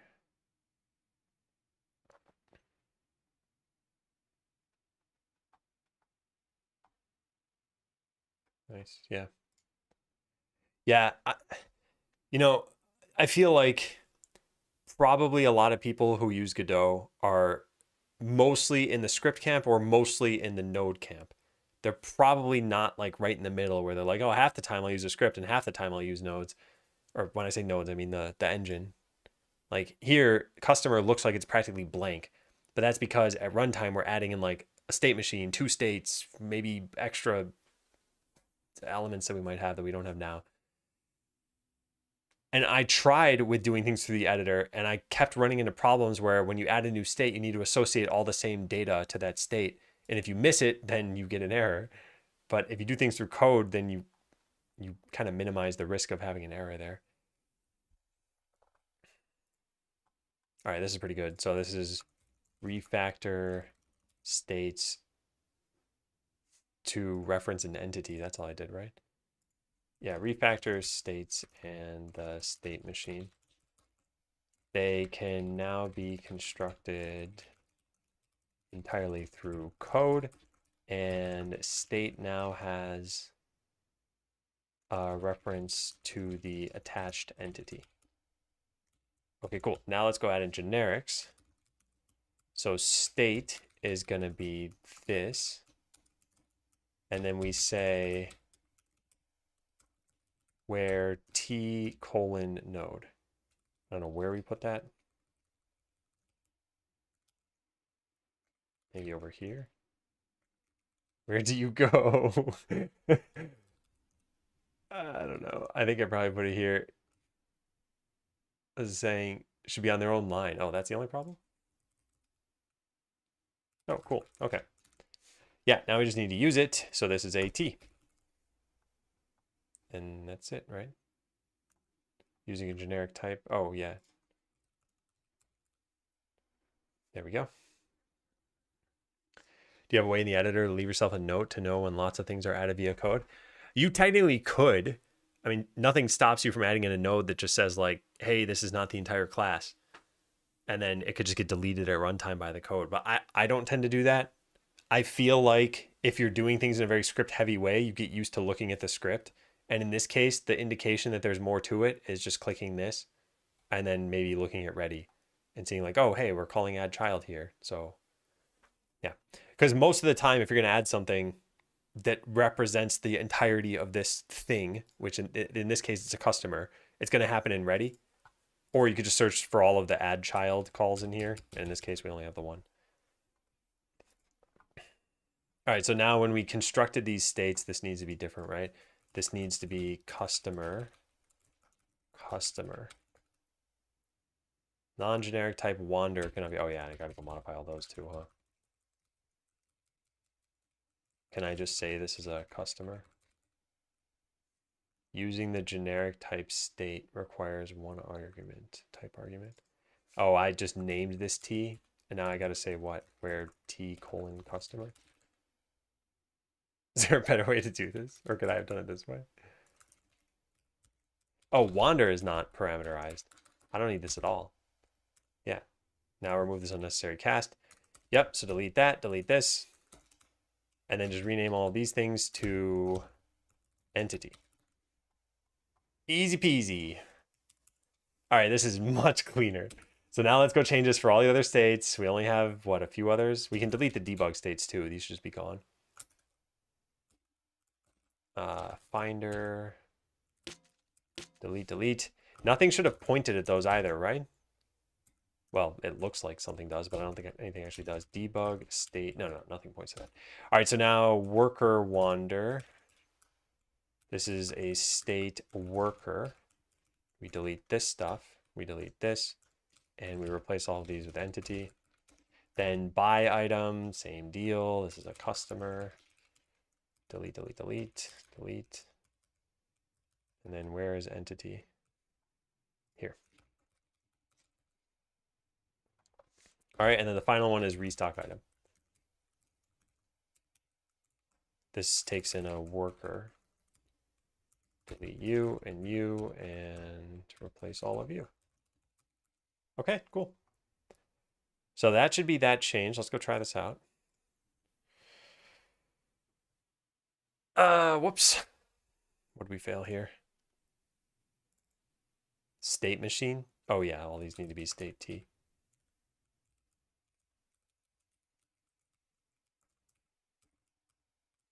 Every single one of these.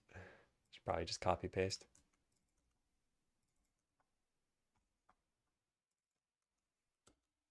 Does that work?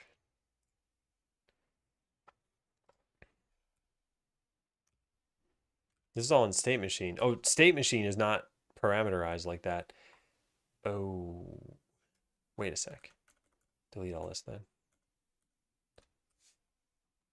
I guess when I make the state machine, I need to parameterize this too, huh?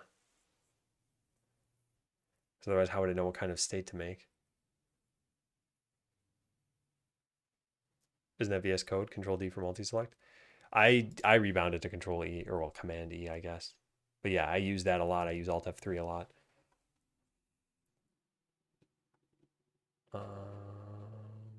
Yeah, I think we just need to genericize this too. All right, well, that's slightly more annoying, I guess. We're T colon node. And then we parameterize literally every single one of these things. Does this make sense? I guess we are customizing, where is this? We are customizing the state machine.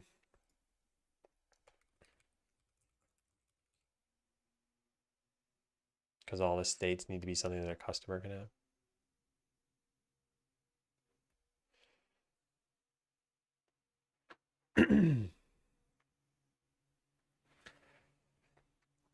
making the state machine generic doesn't make much sense. I agree. I'm just not sure how else to do this. How would we know? Yeah, how would we know that what happened here? What did happen here? Yeah, Wanakas.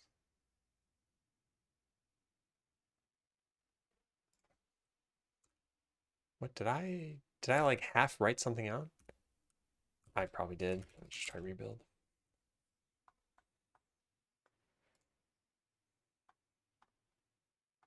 Yeah, line 37. Using the generic type state T requires one type argument. Yeah, and I wouldn't have a way of getting this without using generics. I could just say T extends node as well, and then just not pass anything in. No, I'm pretty sure I need to do things this way. And then customize all these states that we have.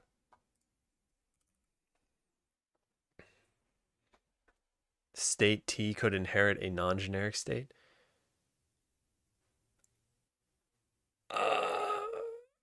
I don't think I follow. I think just parameterizing the state machine with a type is fine to do here. And we would just need to customize all the states that we have here. These, this, not that one, and not that one.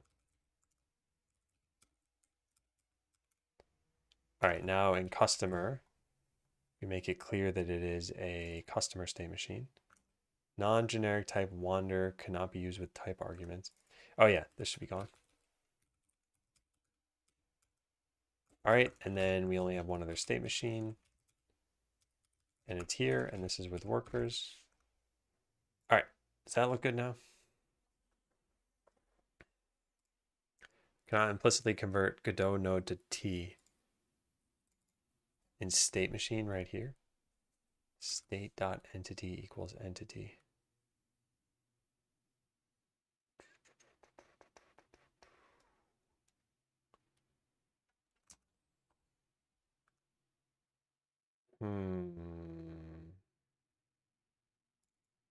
I guess this is a T. Yeah. No, there shouldn't be a cast problem. All right, cool. All the things that don't need the T and the machine can just work with state. I am probably not going to change this at this point. I just don't think it's super worth it. It's like if state machines are genericized and don't need to be, it's an extra like 10 characters that show up in the code. But it doesn't really hurt the readability of the state machine class, I think. So, yeah, I think this is just one of those like, let's just move forward kinds of things. I'm not saying you're wrong. I'm not even like taking the mental power to fully process this. All right.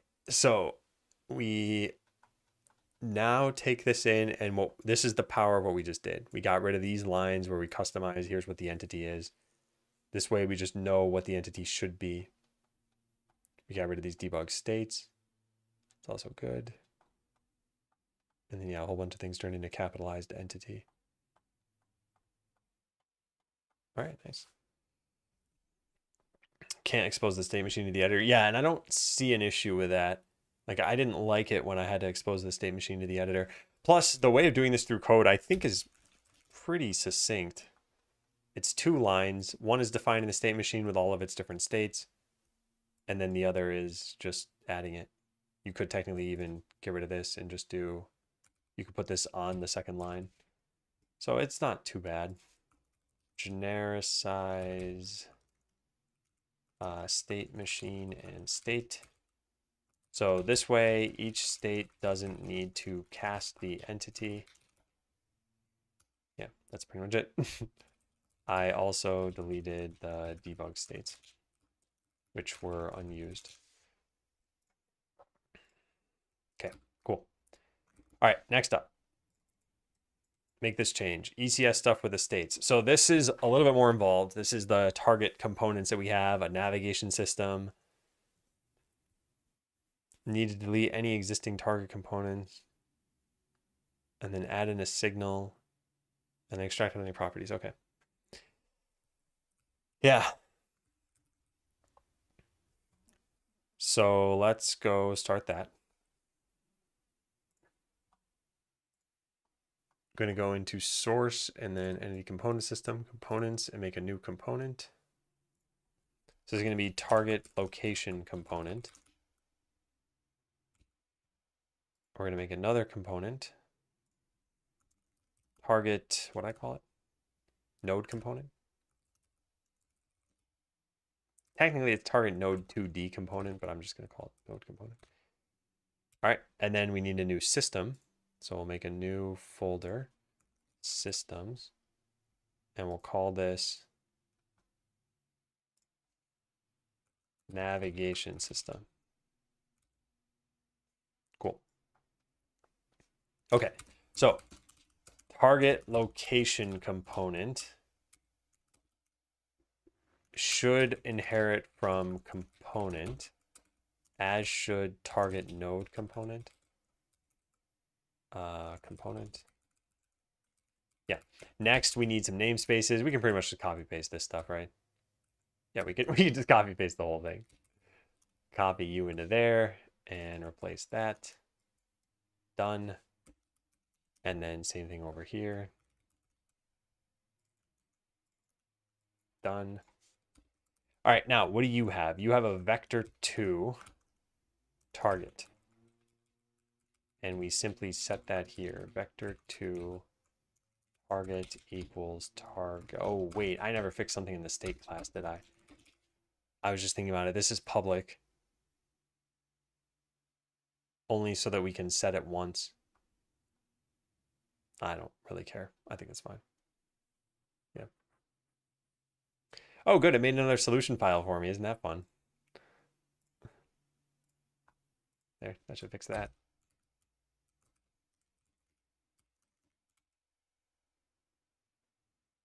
Yeah.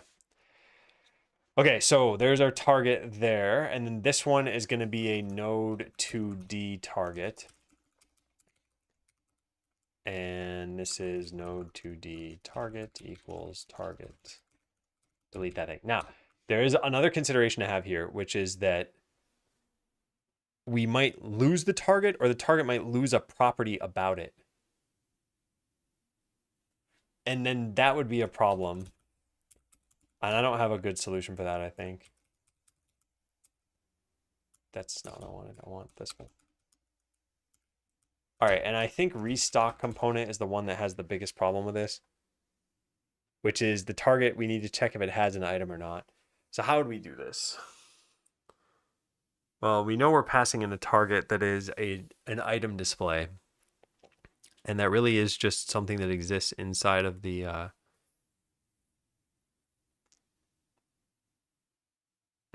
this is going to be problematic.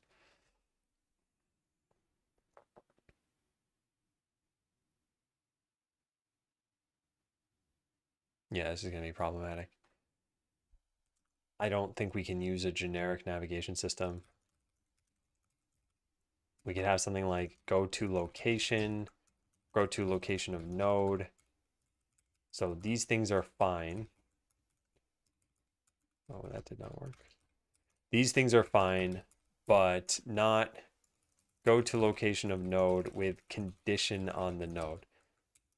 This is probably a candidate for a more specific system. So it wouldn't be that hard to do. We just have like a navigate to item display system.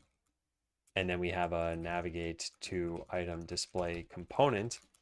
And this just has an item display target. And that's where we get this code.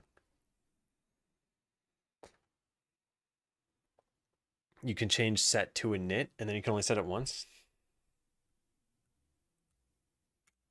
Really?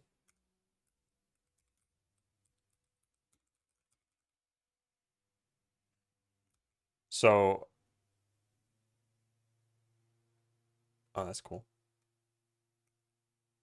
Or even drop a init. Does that still work?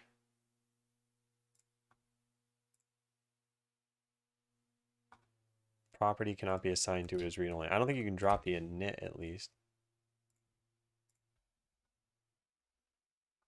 Can only assign an object initializer. Okay, I see. Yeah, I'm doing this from outside of the constructor. That's a problem. State machine is calling into states entity because I'm not constructing states here.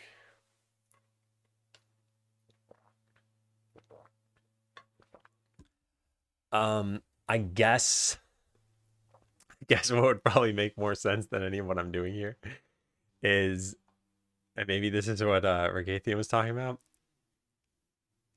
is just have a constructor that takes in the entity here and just construct, where is it? Maybe this isn't what they were talking about, I'm not sure. But when I make a new wander, pass in this everywhere, like pass in this, pass in this. And that way the state machine doesn't need to pass it in. I don't have a help. I have an FAQ. And at some point I had a new command. Did I? No, I think I got rid of that. Oh, hey, Tropical Banana Man. Sorry for missing your message from 25 minutes ago.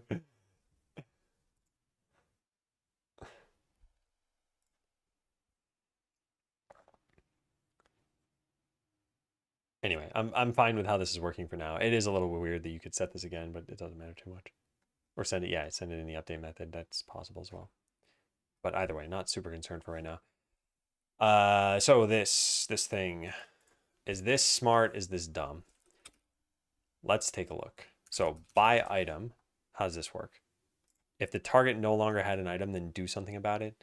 So essentially we need a signal for the item ceased to exist and you needed it to, or the item started to exist and you wanted it not to. Actions over Twitch. Well, there's not too much going on over in chat. I mean, you can see timestamps over here. In the last 16 minutes, there was 1 page of chat. People were pretty inactive this morning too. In fact, when I signed off, I don't think anyone said anything, which is a little weird. I'm not saying people have to say something. They just usually do. And I was like, all right, bye everybody. And that was it. This is crickets.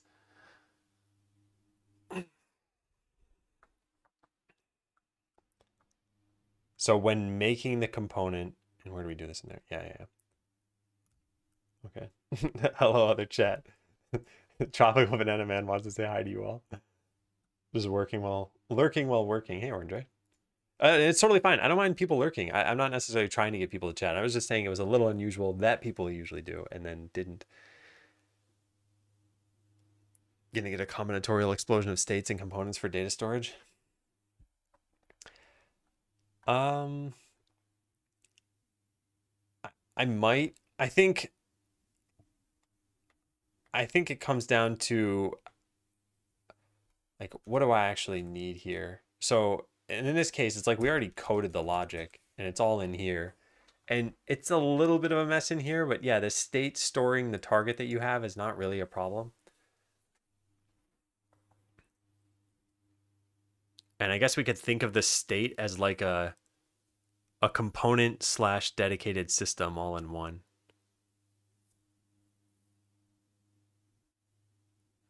I don't have an issue with that, I suppose.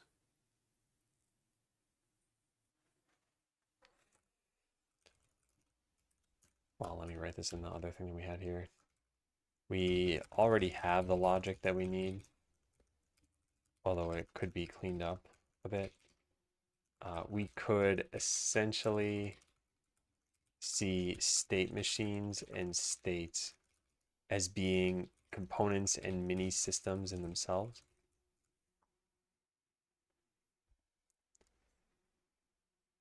Yeah. So at the very least, here's what I would definitely change. I would get rid of this. This shouldn't be here because the target is never used here. It's only used in the wander state. So we would just store this here, private target. We just need to do, well, guess we don't really need to change anything there. Elements should be separated by a blank line, sure. Okay, so that would fix that. I don't think worker even used a target. It has one, but is this used anywhere? It is? Okay, well, it doesn't need to be. Yeah, same deal here. We set this to private. We delete all of these. All right, so that got rid of the state that we would have had in customer. We don't have anything else just to manage states. So I think this is fine. Yeah, we get the storeroom, although we could get this from the town. I don't think that's a problem either. Now this is only here so that it could be used by the state. And that's used for buy item and restock item. Right, we have town stuff that we need. Add money, get filled or empty displays, yep, and then restock. I think does things on both the town and the storeroom. Yeah. I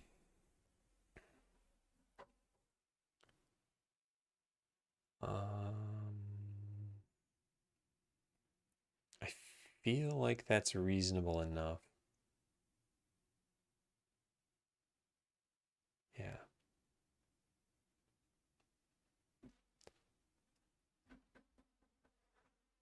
Yeah, I could see not using extra components here. I think for something like money, converting money into a component, I think is totally fine. And then we need ways of modifying that. And in this case, I guess it's a little strange because we have functions to act on it. Where do we do this? Spend money, yeah, here. Our money minus equal amount.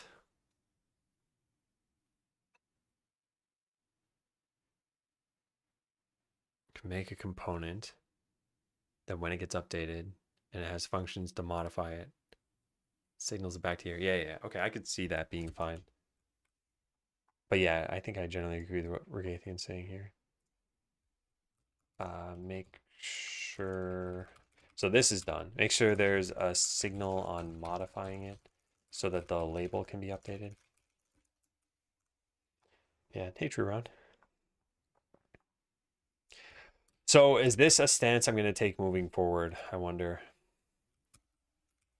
Which is that systems like this are fine to have essentially inside of a state.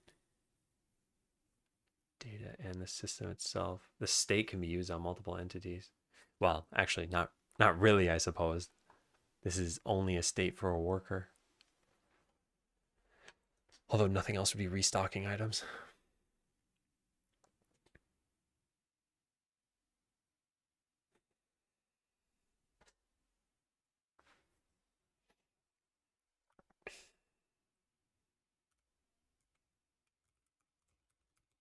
The issue is that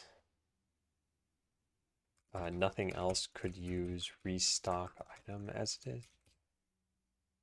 And the reason why is because we keep track of like, are you holding an item? Although I suppose that also doesn't need to be in the worker state. We don't have a way of querying this. Oh, that's another thing that I need to think about. It relies on worker having is holding item. Yeah. And then also, if we ever wanted to query the data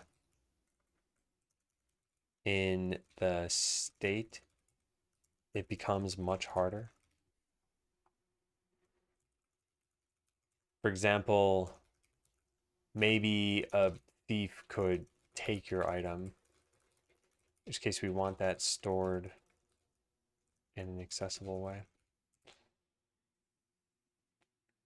Check in regularly to catch up with the progress. Can't wait for the ultimate game. My Final Fantasy 21. You know about the new the pivot from Idle Ascendance, right? Being a generic with a worker constraint. That's true. Yeah, and I guess even this, if we wanted this state for later, we could convert this to components. So yeah, you could address both of those issues if we had a problem, and we don't yet.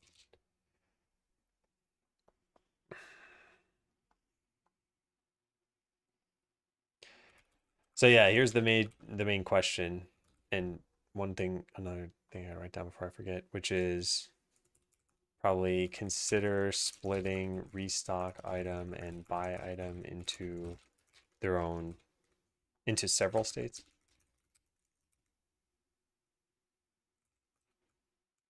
If they all need a target and is holding item though, then we'll need components to store the data. Yeah, so question, do I want states, how do I formulate this question? Do I want states to be their own form of the entity component system?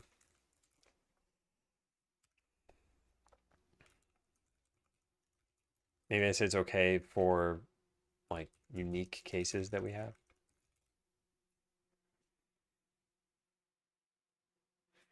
Also, and maybe this will just be clearer with time, I don't know.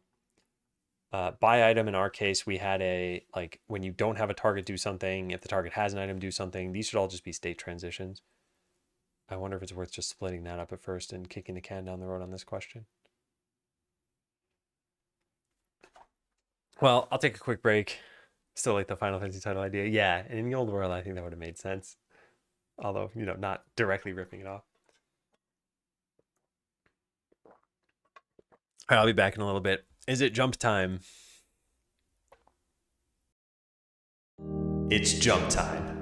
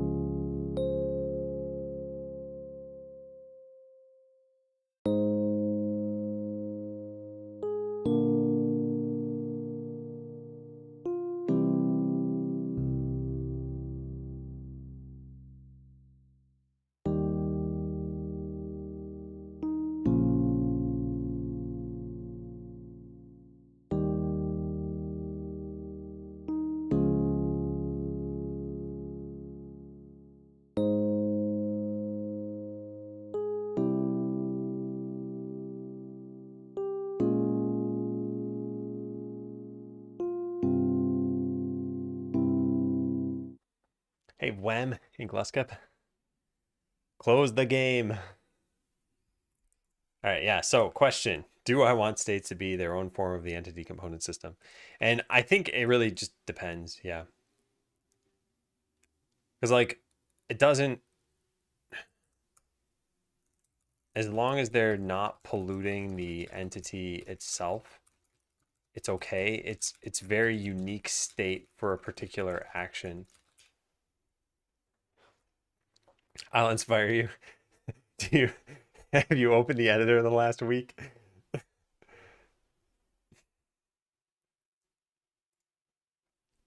Yeah, I'm kind of thinking about things this way. You don't necessarily need a navigation system. I got rid of the target. This is at least something that should be moved to the systems themselves. Yep. Yeah, so at the very least, I like this idea. Oh, that was part of the reason why I wanted this, because Wander was pretty much the same between the two of these. And I guess in this case, it really just needs to be a node 2D that we have. Yeah, there is nothing special about this.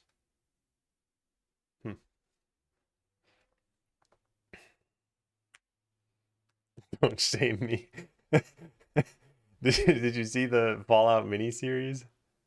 Which I am in the know about. Not that I'm going to watch it, but I know that it exists. All right, at the very least, I'm going to check this in, yeah. Remove target from worker and customer. Not yet? Okay, yeah. Haven't heard of Shogun. Where is this? No, target. There we go.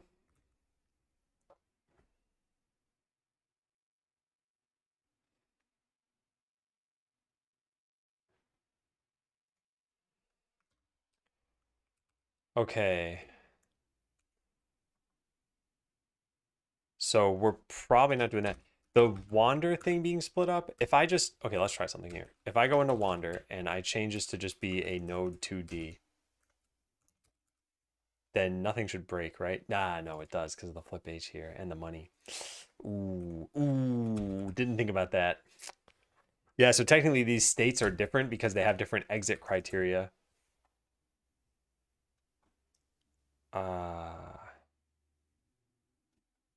And I could parameterize all this stuff. I just feel like I probably should code at least the target location system. I feel like that would be fine and that would be a good addition to this. And that way these states can be shared. Plus wander is a pretty generic thing. Like enemies might wander, your town people might wander, your skeletons might wander. Okay, so I think I want to at least do that. So let's merge that stuff. So we have this target, and we're going to start by changing this so that if target is null, we're going to make a new target component. And we're going to do something like that.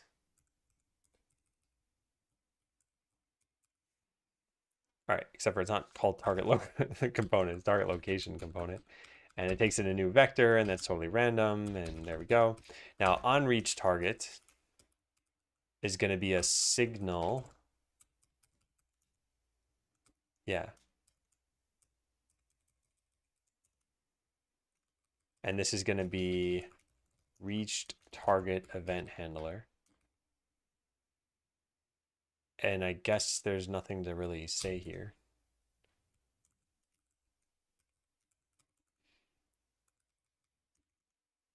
And it doesn't even know how to emit this on its own. But Wander will know how to listen to it. On reach target plus equal.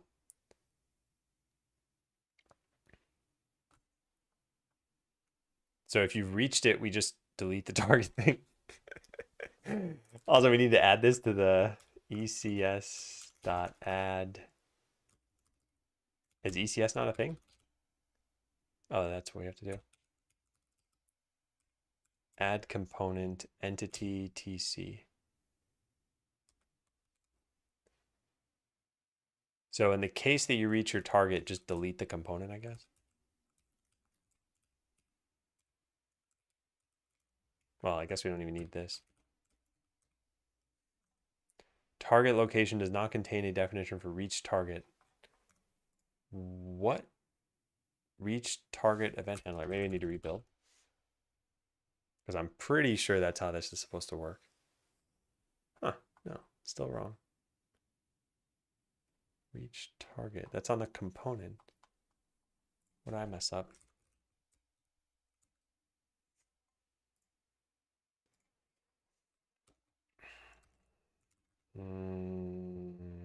Yeah, no, it's in Wander that's doing this.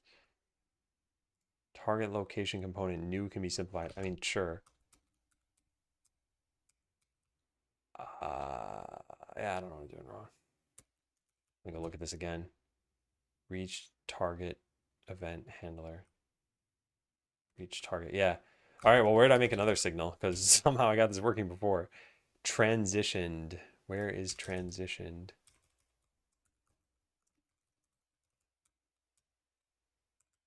Transitioned event handler. Huh. Looks the same. Yeah, weird. I don't know what I'm doing. Oh, wait. Oh, accepting an entity. Oh my God. I didn't realize I had an entity there. All right. So now is it complaining about something still if I rebuild? Sorry, we get this a lot of new here. I really like how you set up VS Code for C#. Do you have a repo with your VS Code settings and profiles and stuff? I think it's mostly default stuff, so no, I don't. Also, welcome to the stream. I have the theme here. I have a command about my VS Code extensions that aren't necessarily C# related, but as far as the C# ones themselves, it's really just these two, and I didn't even really change much about them, if anything. I am using Copilot, and I think what you're seeing here, this is error lens. Maybe that's what you're talking about? It's only for Godot signals? This is a Godot signal though, right? Accepting argument of type. Wait a second, what happened here? Hang on, let me just trash this. Rebuild this whole thing.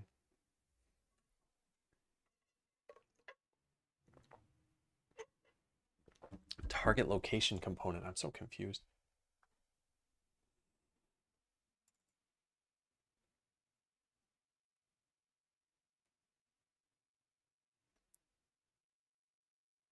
Oh, wait. Oh, because this inherits from component. Oh, I see. I see. This does make it a regular thing, right? Event handler. So this is now just a regular reference a type through an expression. Location component dot reached target event handler. I don't even think I can just say this is a signal. I think we just delete this entirely, right? Rename so it doesn't end in event handler. Okay, I think that's our problem that we had. It says try target location not reached. That doesn't make any sense. Is it type but is used like a variable? This is just normal C# stuff at this point, so I should just look this up. C# delegates. So you say that something is a delegate, what it returns and what it takes in. So yeah, void, totally fine. Now how do you listen to them? Using delegates.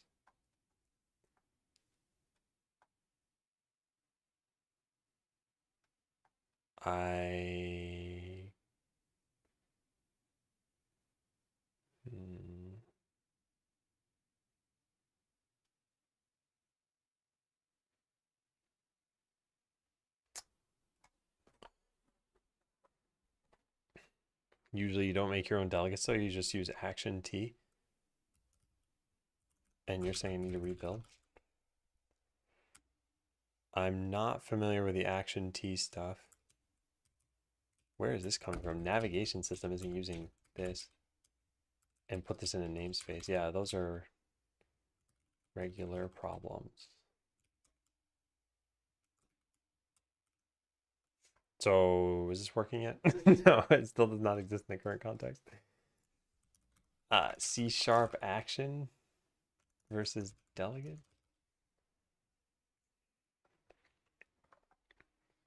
Action is a delegate.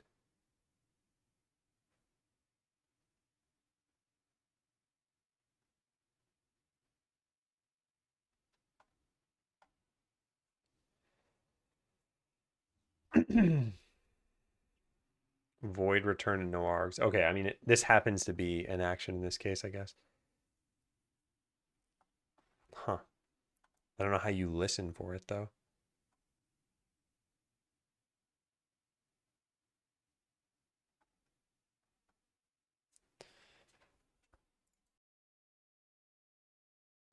Excuse me.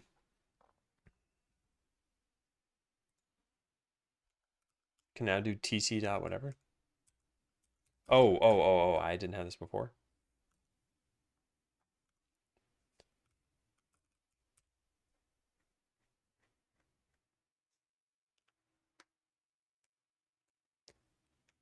I'm missing something obvious here. C# listen to delegate. Is this even how to use an event with a delegate?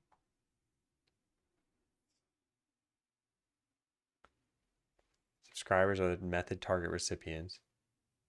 Calling plus equal and minus equal on the broadcaster's delegate. Public event. Delegate void price change handler. Oh yeah, the event part of this. I think I had this written down somewhere. I know I ran into this a bunch of times. Oh man. Did I read this in my private notes, I wonder? RG delegate. Where are you? No, I don't have this written down. I don't know what I'm thinking of. Yeah, okay, maybe Jump Royale is what I'm thinking of. RG delegate, RG event. Yeah, this. Can't believe I forgot about this. Okay, yeah, that's the thing I wanted. So event handler on reach target.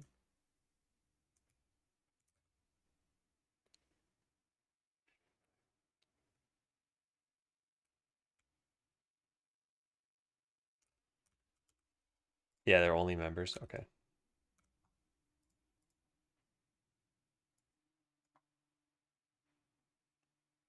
On message.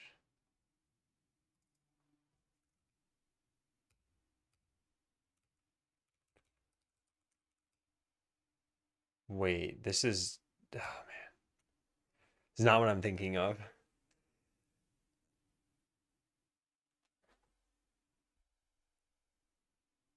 Oh, I'm so confused right now. This thing gets used from somewhere, I guess. On message event. Okay, I see. Yeah, you tell it what to fill in here. All right, what am I trying to do? I think I'm just confusing patterns right now.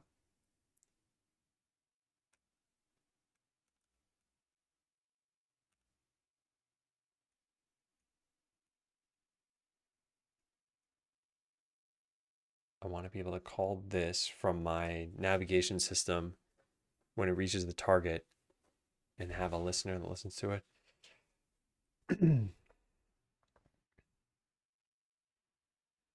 Delegate is just return type and arguments. What am I trying to do anyway? Okay, so yeah, I don't have any code here, but imagine something like this where there's a public override, well, process, I guess. Oh man, I don't know why typing that was so difficult. All right, so there's this, and I do something like move to target, and then I eventually call entity dot, or like tc dot reached target. Like I want to emit that you reached your target from this navigation system.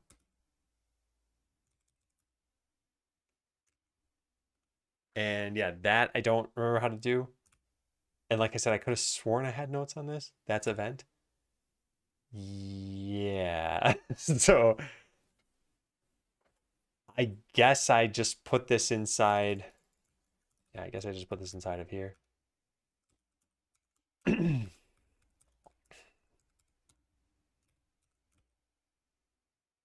Price change handler. Oh, but it takes in a delegate.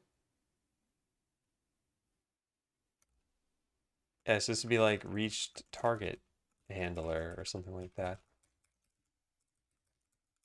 And it'd be reached target.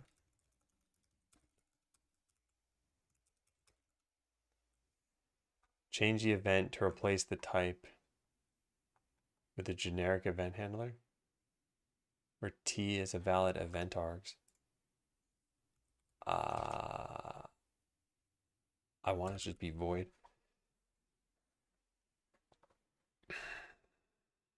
Something would have to subscribe to that navigation system to do that, though. No, it's not the navigation system that'd be doing this. It'd be the component that's emitting this. And I think this is fine. Like I said, the wander thing already has this. What I wanted set up was something like this, and I don't know how to do it, but I make a target location thing and I just subscribe to its reached target event. I have an event when a target is reached as opposed to having a function that tells you if you're within X units. Because of how these systems are separated. So the navigation system is only going to be concerned with moving a thing toward its target. And then when it gets there, it's going to emit an event that it got there. So I think the event system is fine. I'm just not sure how to code this in C#.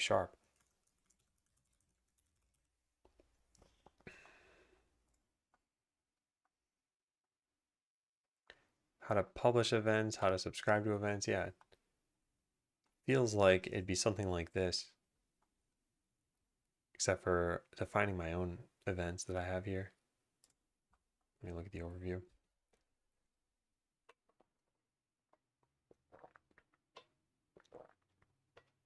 Yeah, so this is exactly what I want. I just don't remember how to set it up. Publisher determines when an event is raised. Subscribers determine what action is taken. Yep.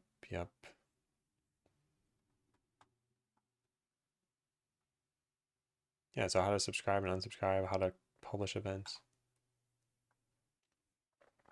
The following procedure demonstrates how to add events that follow the standard .NET pattern to your class's instructs. All events in the .NET class library are based on event handler delegate, which is defined as follows. Although events and classes that you define can be based on any valid delegate type, even delegates that return a value, it's generally recommended that you base them on this by using event handler as shown in the following example.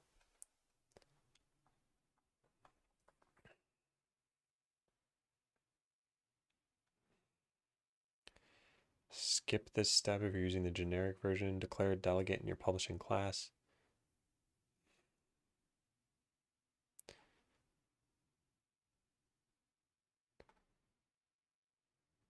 So I don't need any arguments in my case. I kind of wonder if I should just follow this example directly. What if you ever want continuous following of the target? Would you have to check that the target walked away, issue another follow call? I'm just not doing that right now, though. Like if I want continuous following of the target, I would just code a different system. But for right now, it's just like go to target, you're done. And that is very clearly something where it's like, you get an event. So yeah, I just gotta figure out how to do this. GD script signals are a lot easier for sure.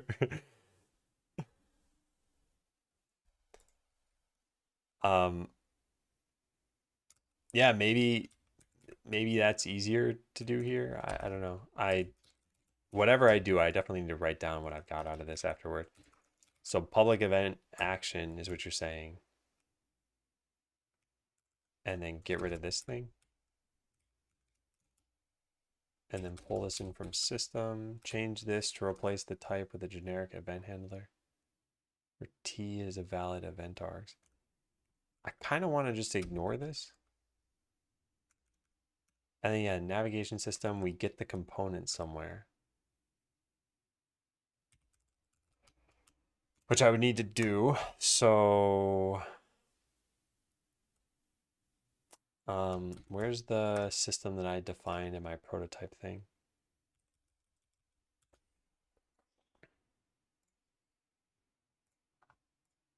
Because I like what setup I had for this. Yeah, process just called process on all my entities that I had. Yeah.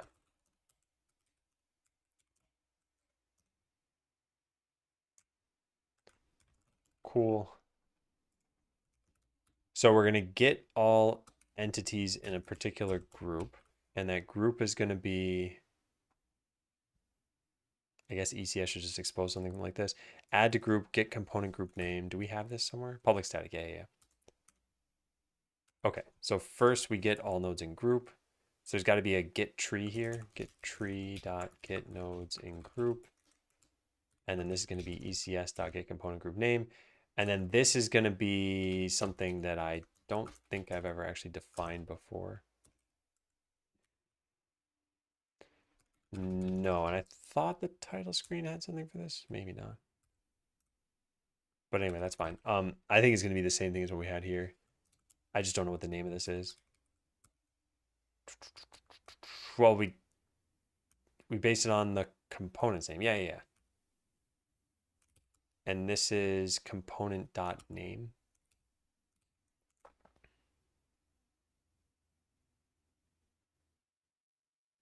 I think we can just use name of target location component. All right, probably want to simplify that at some point. So this is going to be nodes equals this. We can rename this. Yeah. All right, and then for each node, just process it.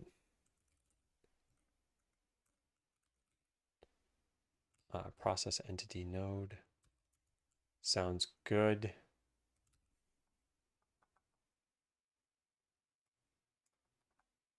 All right, now this is going to be a little bit different.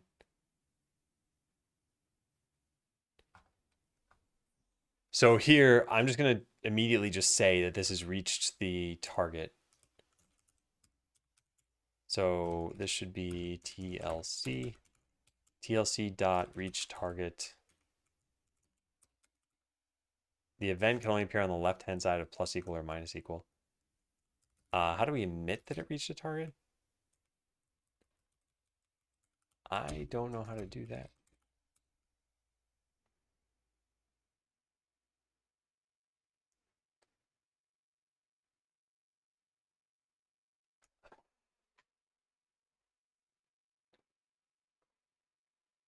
Call you do on foo.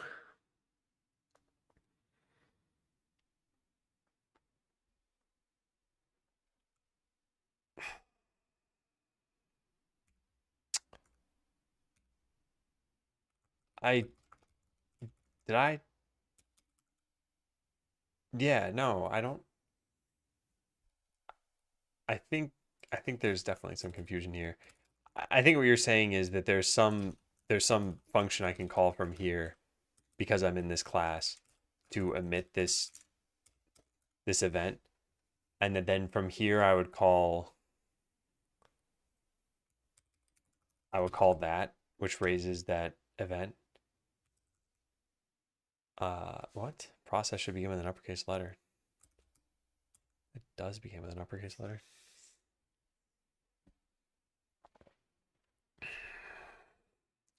Not being able to invoke the event from outside the owner is strange to me.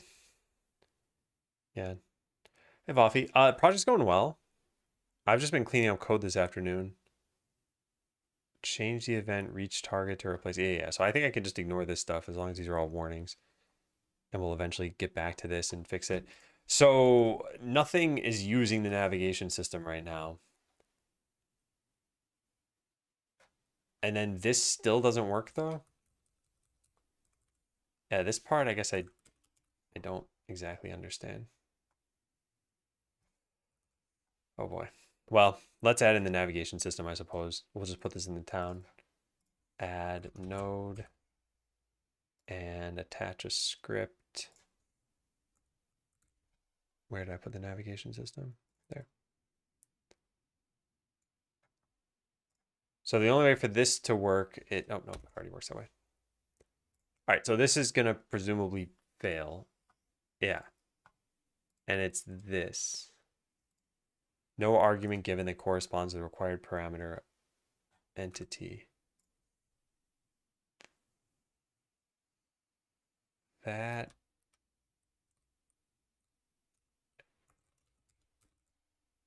Oh, wow. Okay, well, that would have simplified things a lot earlier. All right, so then what do we have after this? The reach target thing, just setting the target to null, so now this isn't needed. What is gonna happen here? I think what's gonna happen is even if this plays, it's just gonna act like nothing's moving anywhere, except for maybe the skeleton. Yeah, but this is strange. An item with the same key has already been added.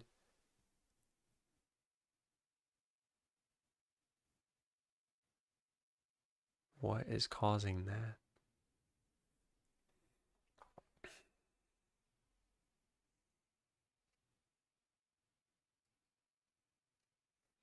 Where's this even coming from?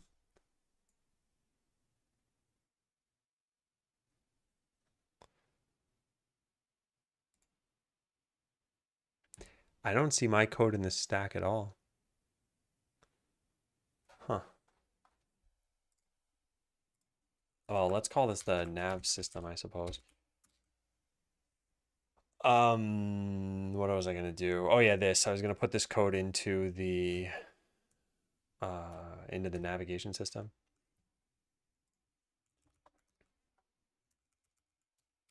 So we need to figure out which direction this thing needs to go in, which is this.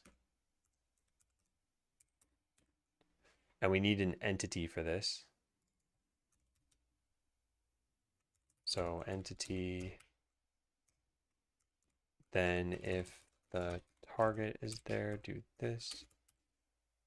Okay, and now target just needs to be defined like so. Vector to target. I'll capitalize it for now. And then we'll just rename this thing to lowercase.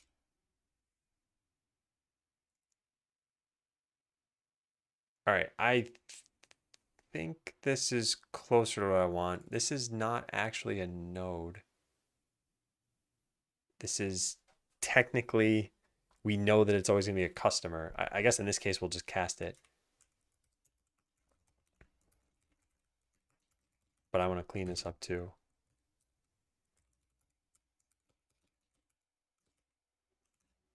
Well, we only really need to be a customer for this one part. Node does not contain, oh yeah, also this is supposed to be a node 2D. Whoops. Node process node as node 2D.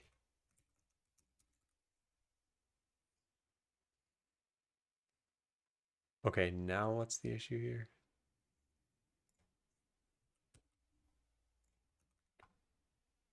Vector doesn't contain a value thing? It's because it was a get, I suppose.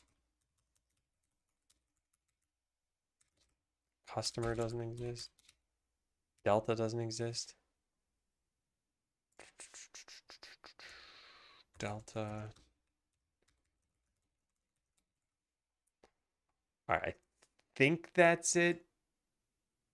I guess customers should just be wandering around now like they used to be. Something's very wrong there. Fail to unload assemblies.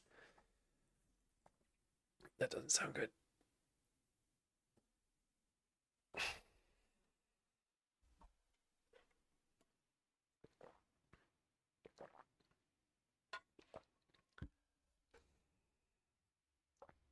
Hey, Cobbinger.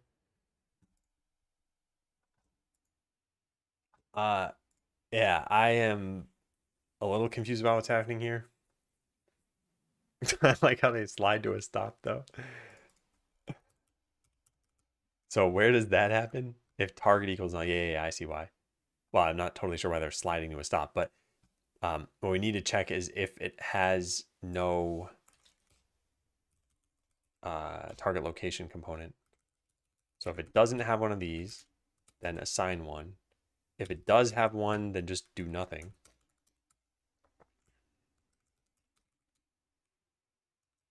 And that's that, right?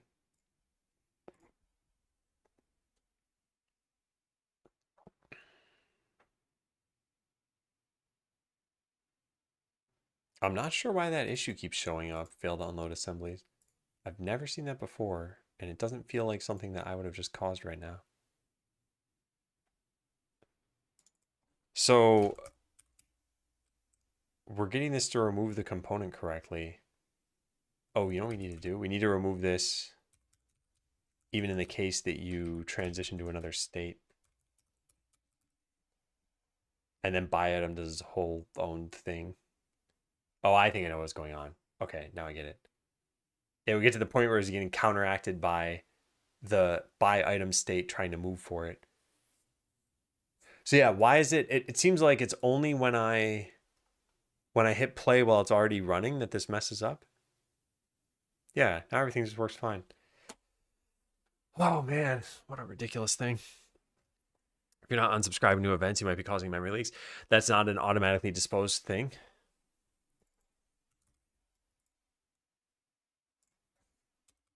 Unsubscribe.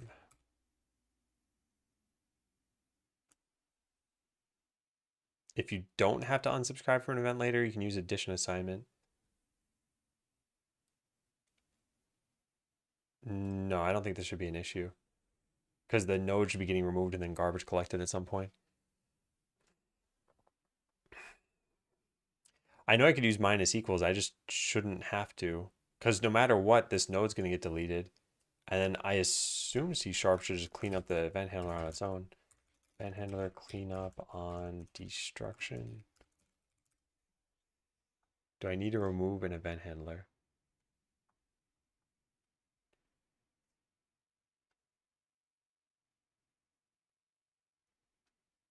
Uh,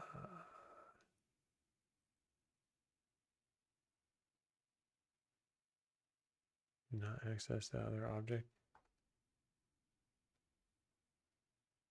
A code inside an object is created very often has a short lifetime. Better take care of removing the event handler yourself.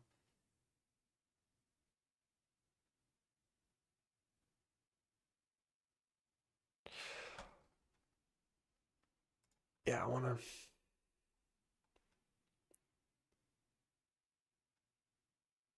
In case the event source is a session object. I guess what I'm just curious about here is if you just have a regular event handler that you're listening to, does it get cleaned up when your class is disposed? If Godot doesn't notice, the node can be deleted. But Godot should have its own reference count that's only based on whether something's in the scene tree or not. Although this component is just raw C#, so I don't think there should be a problem here.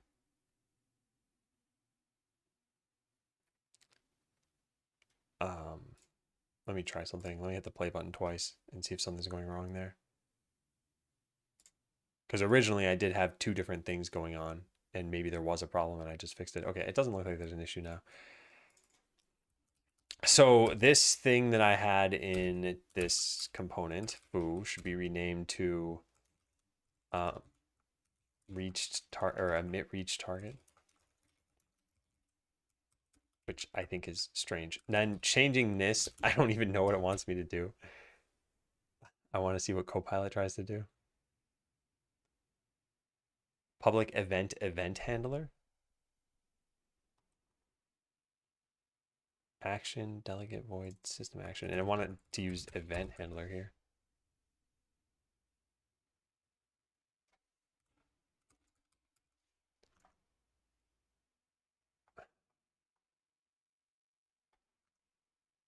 Yeah, this, I know this is just a warning. To me, it kind of sounds like this is a warning that is meant to make all of your events consistent by having arguments, but if you don't need arguments, that it's kind of overkill. Non-nullable event reach target must contain a non-null value when exiting constructor. Is that even a thing? I guess so.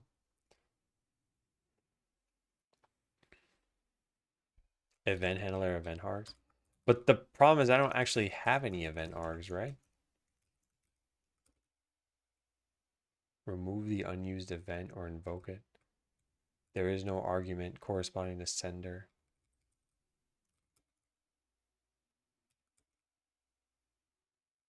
Okay.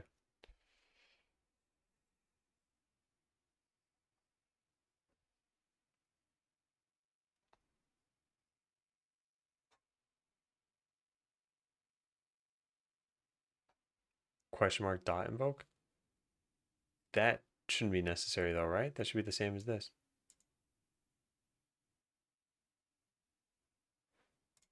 Let me try playing this. Delegate does not take 0 arguments. This is coming from over here, which I don't think I like this.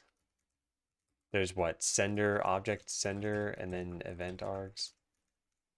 Args. Something like this.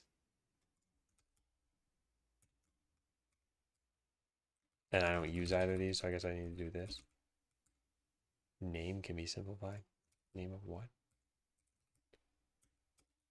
Oh, okay.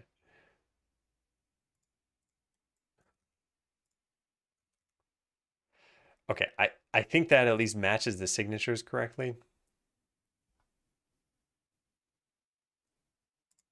Yeah. Okay, I think that fixes it.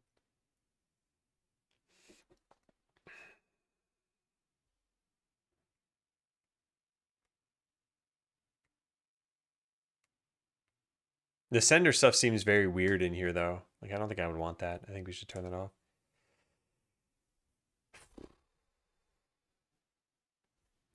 Well, let me back up a step. So, first of all, our state now looks like this. We don't need a target in there anymore. It's purely if the component or if the entity has a target location component, then we let the system handle it. If not, then we add one here and we just wait for the system to have handled it. Yeah.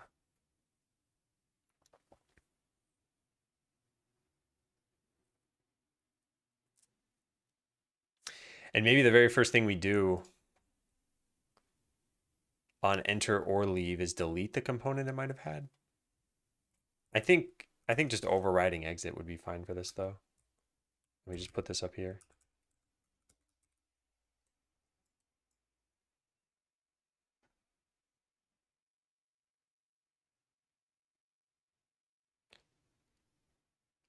All right.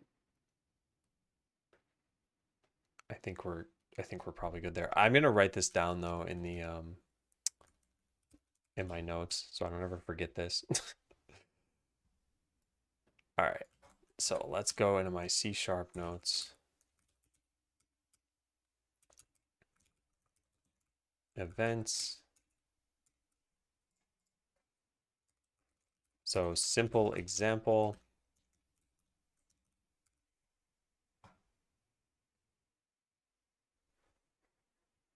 All right, what do we want to do for this?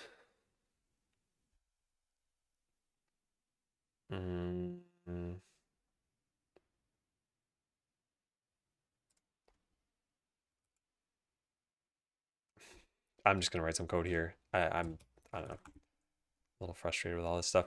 So events can only be emitted from the owning class. So let's get rid of that. Get rid of this. Get rid of this. Cool. All right, there's that. So this is one class. Now we need the navigation system as another class. This is going to get rid of all of this stuff. We're going to do some like track the target here. Whoops.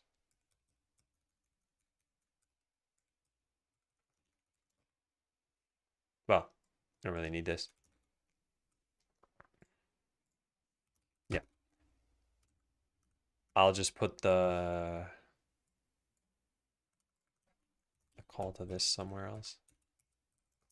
From some other code, raise the event. TLC.emit reached target. And then from listener code, subscribe to the event. Yeah, now I said this was TLC.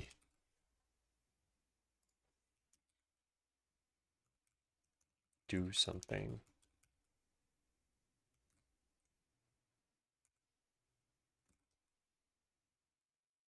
All right, so we don't need all this extra stuff here. New. Yeah, something like this. Hey, Pressel. Why is everything red? Where?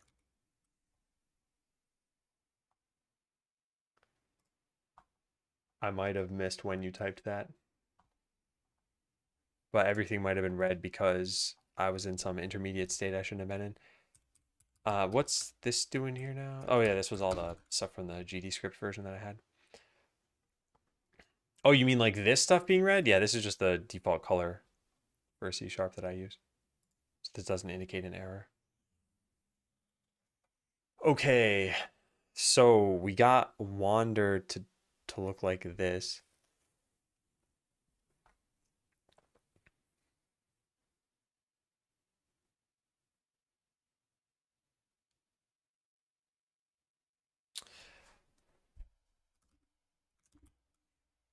And then what? I guess this was fine. Delete any existing ones, so it doesn't use the wrong one. I think it's fine. If they all need a target and is a holding item, then we'll need components to store the data. So do I still have that tab open? This stuff, yeah. I want to file these as notes somewhere.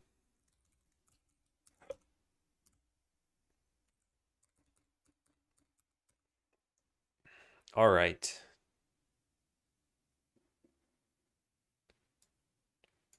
Item, yeah. Strengthening properties in their own components, yeah. Okay. Visual Studio base. Ah, yeah. Yeah, generally I like this theme and how it looks in a bunch of different languages. I guess having so much red is a little strange, but I just got used to it for C#. I think other languages don't have quite so much, but I might just be misremembering. All right, so let's look at the changes that I've actually made here. First of all, what changed over here? We added the navigation system in. Yeah, and that should probably be underneath a systems node. Node systems. And this could be added dynamically, although that's very easy to do. All right, so there's that. Now this is the target location component. This just has an event handler for when it reaches and the target itself and a way of wrapping that call. So pretty straightforward, very much fine. This we're just deleting entirely because I never used it. This is now the new system that we added. Let's take a look at it. It gets all nodes in the target location component group. I feel like this should probably just be a function that we have over here. That way you can just pass in the thing you're curious about getting. Like, because this is pretty verbose. Also, Godot collections array of nodes. That's what this thing is? Can't we delete this?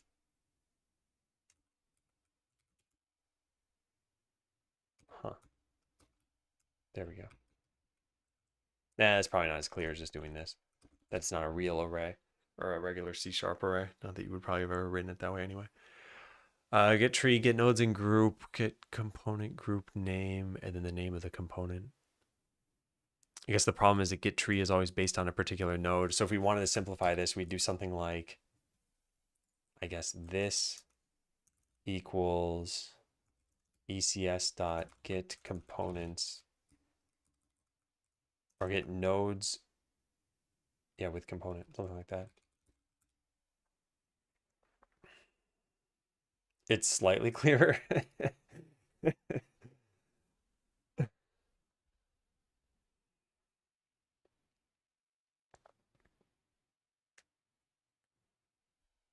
And get nodes in group returns, yep, the Godot array. Okay. Yeah, it's slightly clearer. I think we should probably do that. ECS, we put a public static method. All right, so public static, this return type, and we call this get nodes with component. Yep. And we just return this.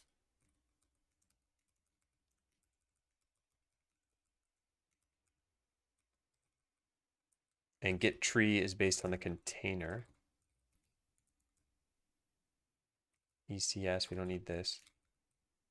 name of T. Yeah, now what's the problem with this?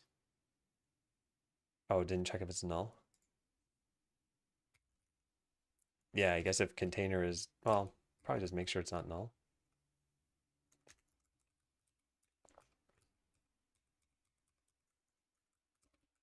All right. Now we go code that in, which I guess we already did. Yeah, nice. It'll probably give me the full name now. You need dot name. I was hoping because there was T being used in there that would work, but I guess we'll find out. Yep, looks like it broke.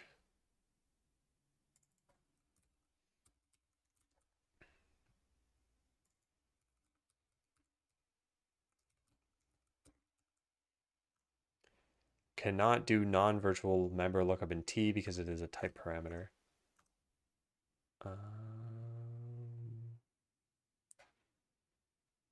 Don't we do this somewhere else? Component.name?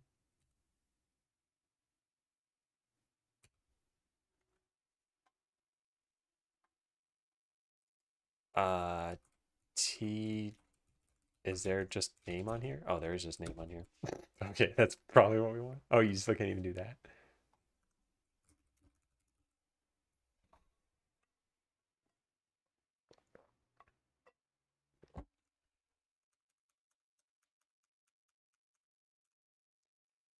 So what was this returning over here, I wonder?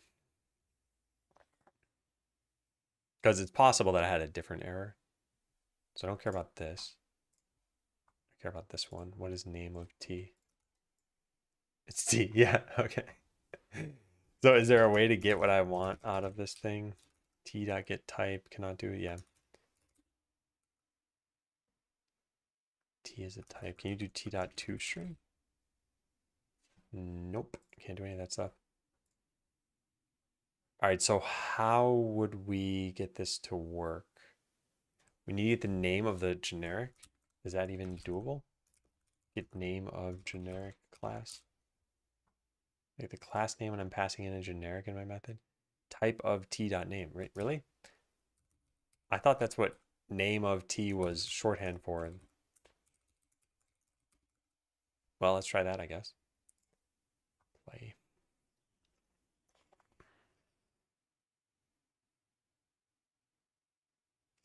Okay, so now is this what I expect it to be? Yes, it is. All right, so get rid of this breakpoint and see everything looks good. Yeah. Now let's try it over here. Yeah, I should probably look up what the official C# name of actually is. Name of expression produces the name of a variable, type, or member as the string constant. Evaluate at compile time. Okay, that's why. Yeah. So we certainly wouldn't have known what this is at runtime. Or, sorry, at compile time.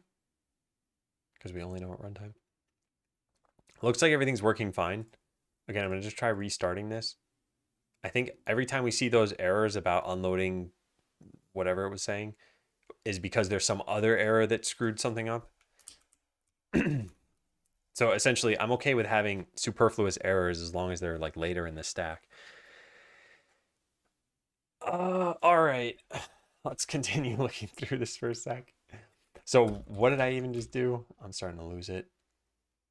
Yeah, I made this simpler.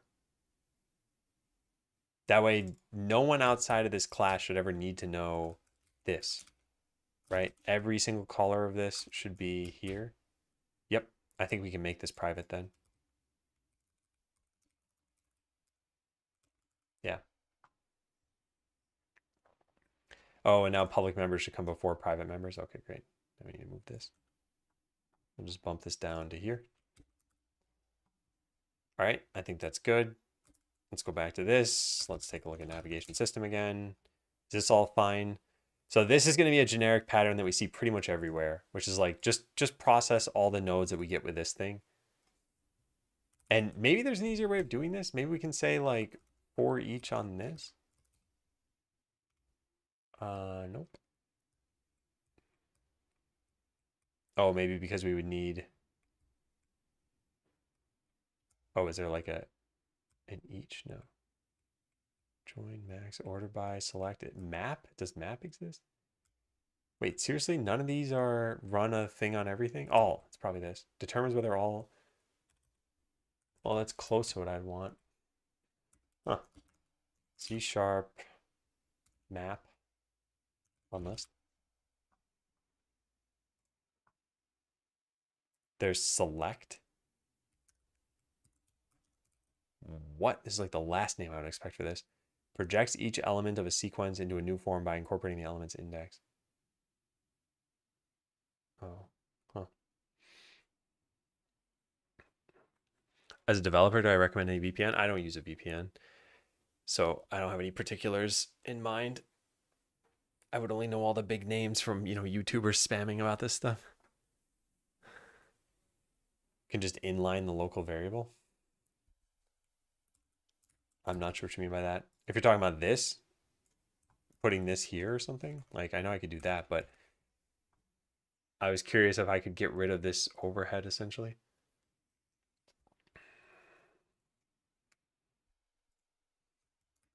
There is no link map in C#. Map and reduce in .NET. Map is select. Yeah. Yeah, because that's essentially what I was thinking we could use here. We do something like this. We say dot select, and then we do,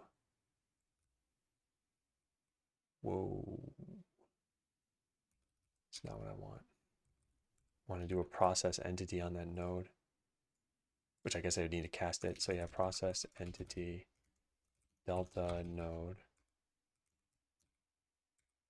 Does that work? Node does not contain a definition for select and no accessible extension. Not anymore. Type arguments cannot be inferred from usage. Try specifying the type arguments explicitly. Node. There's some way to do this. I don't know how.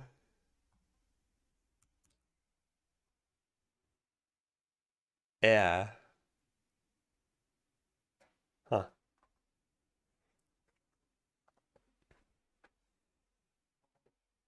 You could do using .for each.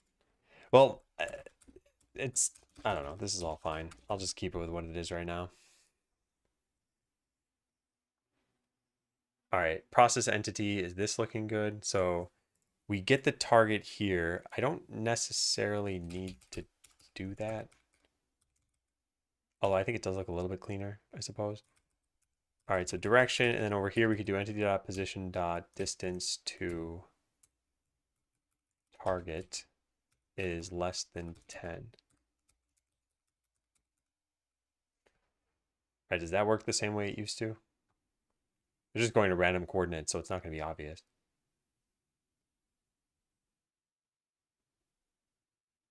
Yeah, I mean, it looks like it's working just fine.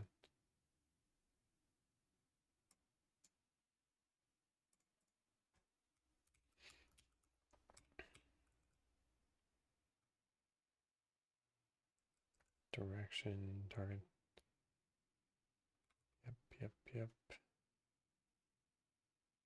And then why did I do this? Oh, just for the flip H part of this? I just need it to be something that has this. So I guess it could just be a sprite 2D. I could just put this here. I could say something like, if, what gives us flip H? I think it's sprite. How do we find out? Yep, sprite. Okay, so if customer, or not customer, if entity is sprite 2D, then do this thing.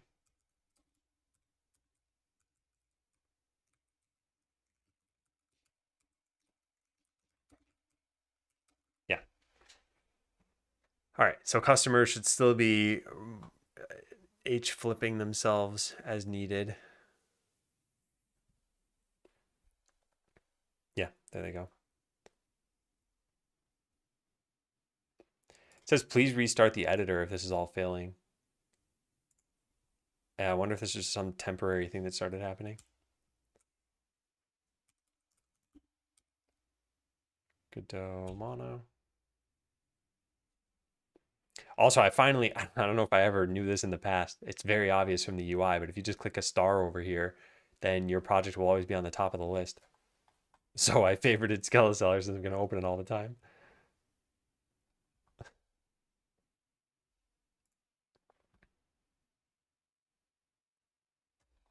I like the tags. I like the tags too. It's a dumb change I made.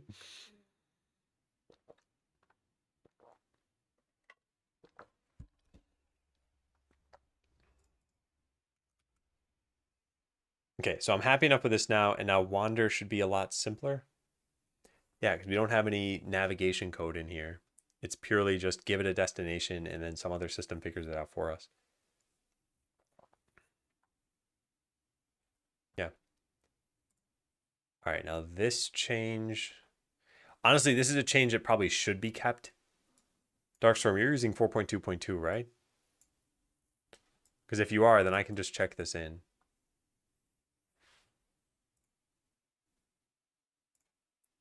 Because, yeah, that change I'm okay with.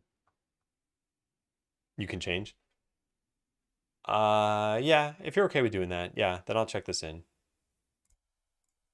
Switch to Godot 4.2.2. I guess officially switch.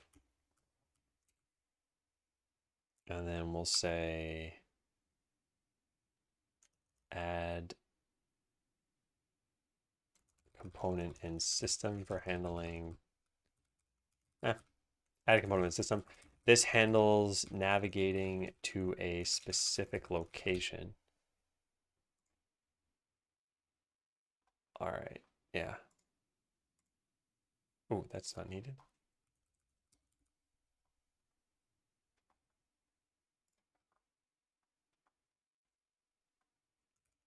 Okay. There were still some things I kind of wanted to clean up. I'm gonna sync this. What is it at this point that I wanted to clean up? These are just notes on the file on the design philosophy. All right, consider splitting these things into multiple states. Make this change, extracting the properties like money component. I'll do this probably super fast. Yeah. Because, yeah, I don't think... Wait, do multiple things have money? What does this have? This has text indicating that there is a monetary amount, but it's not actually money, I guess. All right, so we'll go make an addition to health component. We'll just save this as money component. Or maybe has money component or something, I don't know. And it'll be a double money equals money. Double money equals 0. 0D? I don't know if you have to do that. Namespace is wrong. Already contains, oh, I forgot the name of money component. All right, there we go. Yeah, so if you don't specify anything, it starts at 0. I think that's fine. And then a customer simply has a money component. So we say ECS.add component, money component, and you start with what, 100? Yeah, 100. 100 monies. Then we delete this line. And then anything that referenced that now needs to be modified. So spend money is going to be a thing that's inside the money component. Public void spend money or subtract or add money. It was like modify money. There we go. There's a longer than, oh, wait a sec. What am I doing? Of course, C# has a long, doesn't it? Long is the same as int64, yeah. And what's 2 to the 64th? What? What is this? Did they not superscript the 9? I don't know. I've never seen that before. I don't know what a non-superscript 9 at the end of that means. But this doesn't look like 19 zeros.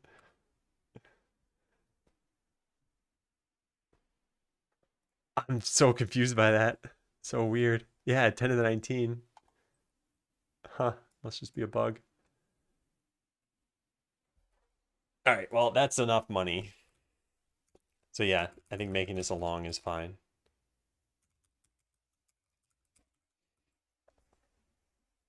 Does it ever get boring to pretty much zero, to get zero visual stimulus?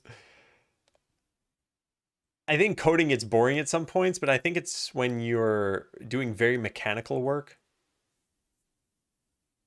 So just looking at a text editor is not the part that's boring. It's like if you said go code, I don't know, like some just super straightforward system. And actually, I guess the flip side of that is also a good question to ask, which is, let's say you're coding, well, coding, let's say you're, I don't know, dragging a bunch of like web components into a website and using one of those like WYSIWYG editors.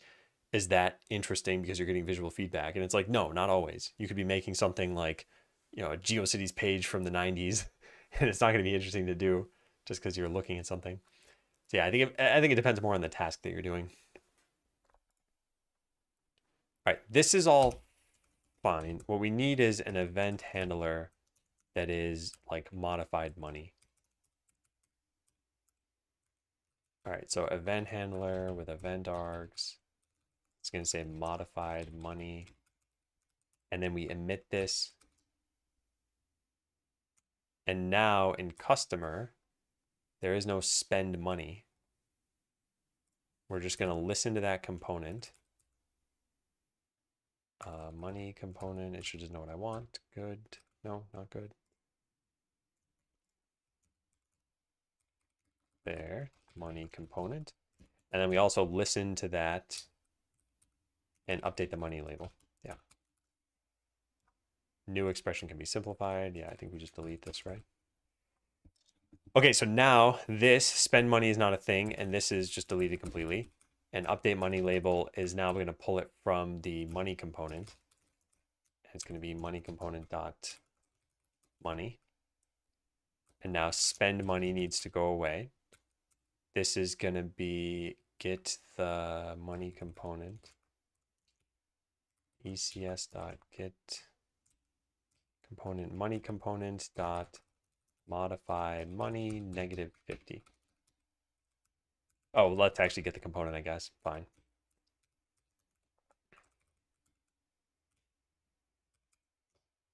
Good.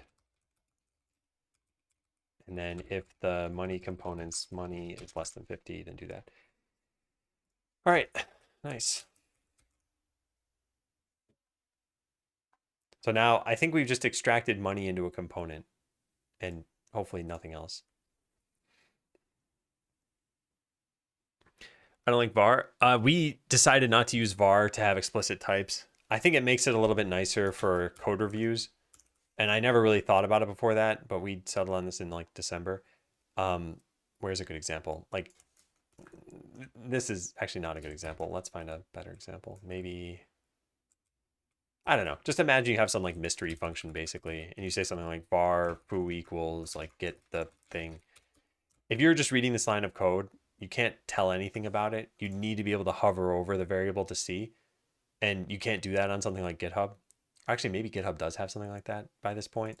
But yeah, so we just instead put like a thing type here and make it explicit.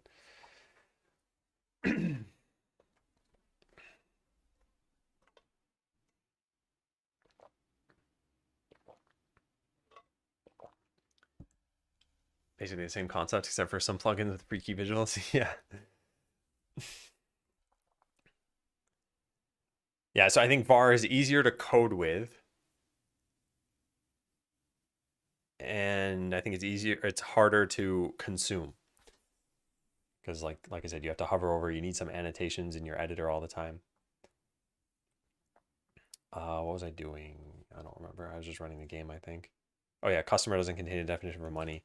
Where is this trying to be used? Money label, money, blah, blah, blah. Update money label. Yep.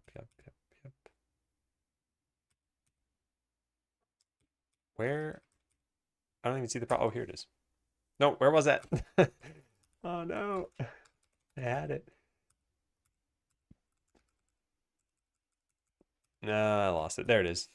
What is this? Wander. So the entity has enough money. Yeah. So we would get the money component. See, here's a good case of using var and then getting rid of it at some point. Yeah, now we just get rid of it, and then we just check if money is greater than or equal to 50. I think we're good. Take care, Tropical Banana Man. Have a good sleep. Have a good following day as well, because I am not going to be streaming tomorrow. Got to make a YouTube video. All right, now what's the problem? Value cannot be null. Update money label. ECS get component, money component, this. Money component on money. How could this fail?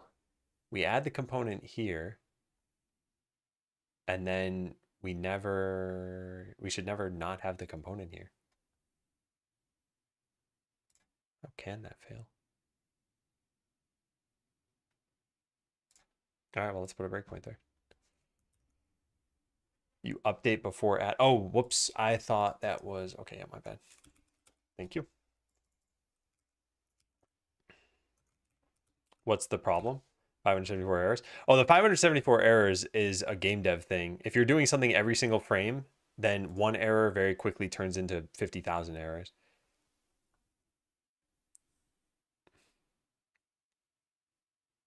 Yeah, so you can see the label being updated correctly now. Now, this is kind of weird because what we did is we actually added code. And a lot of times when you refactor, it's like a nicer system or you removed code. What we've done is we've taken money out of here. And while it doesn't happen to be used anywhere else yet, it might be at some point. Now, maybe it isn't, in which case we moved this out for pretty much no reason. But it was at least a thought experiment here.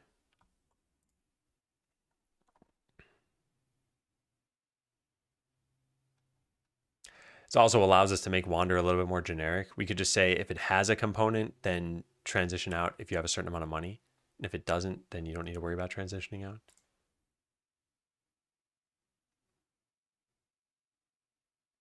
Yeah, I think it's fine. Extract money into its own component.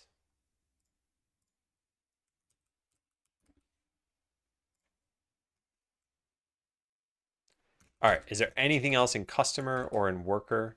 There's a label that is necessary, and everything else looks like it's pretty much necessary. Ran out of money handler. Where's that?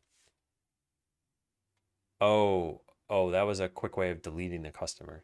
Yeah, that shouldn't have, this is just a debug thing.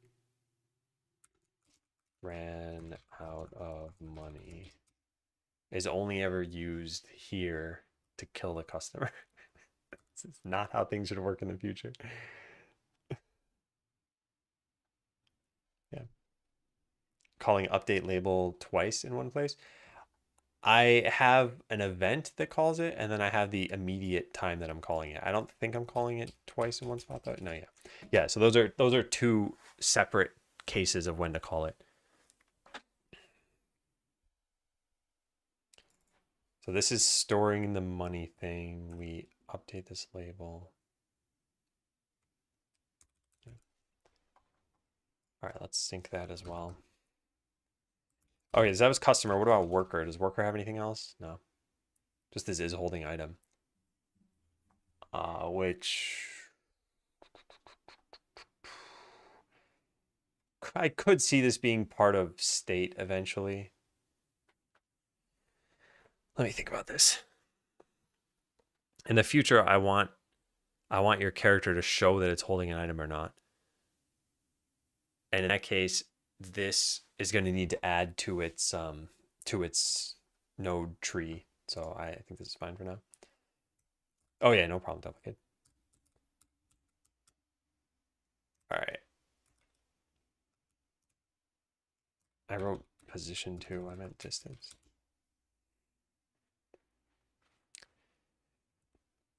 Okay, so I've got a couple of little cleanup things still to do. But I think in general, we're pretty good.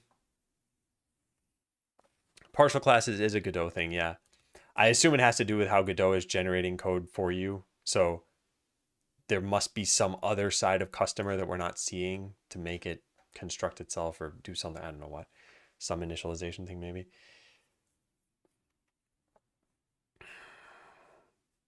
So, all right, let's show the progress. I mean, all the progress was made this morning, and then I just cleaned up code in the afternoon. This is the big difference between when I was prototyping and cutting every single possible corner and now. Now I am cutting every corner when I make it the first time, but then I'm cleaning it up. And the prototype, there was no cleaning it up. And that was an intentional move. And that was so that we could produce something as fast as possible. And it worked great. But yeah, now we're in a different situation. So what you're seeing happen here is I have one skeleton worker and it's wandering around and then going and picking up an item and putting it on the display case. Customers go over to the display case. They spend 50 of their dollars to buy an item. So in order to speed this up, I could add in some more workers here. And now I have 4 different workers who will go and pick up items. And that way customers don't need to wander around for as long.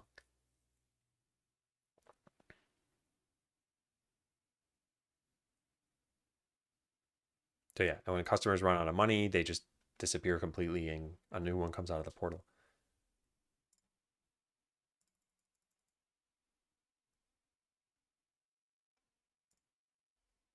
Actually, if I just keep adding in items, I guess there will always be enough skeletons with items.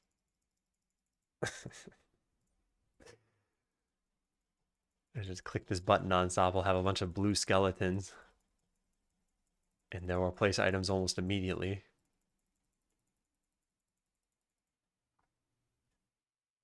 There we go.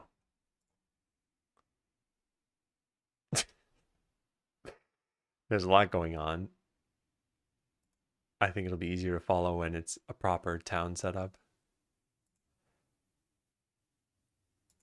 I wonder what level I'm zoomed in right now. Is this quadruple?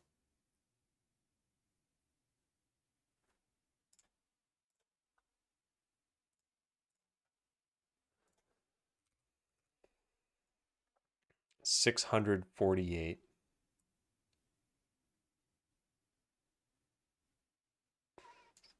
Well, I guess we could always see one. Oh, wait, no. What did I do? I zoomed in on the town. Yeah, so it is essentially quadruple. Because even this alone, can I shrink it? Yeah, I can shrink it. So this is probably the original size. I guess we could. No, wait, what would it be? This would be the original size? Is that 16 pixels? No, it's still like 32 by 32. I don't know. I don't know what I'm doing. Whatever. Anyway, I wanted to get a gauge of how much you could see. It doesn't really matter. You're going to need to scroll a camera at some point. There's no way we could fit like a ton of different shops in your storeroom and portals and whatever else on one screen. And it's not like a camera is a problem.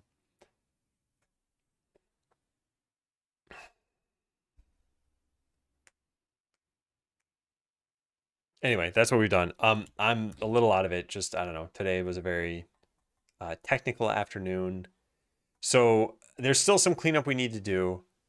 And then I'm not totally sure there's anything else with the item system I want to accomplish yet.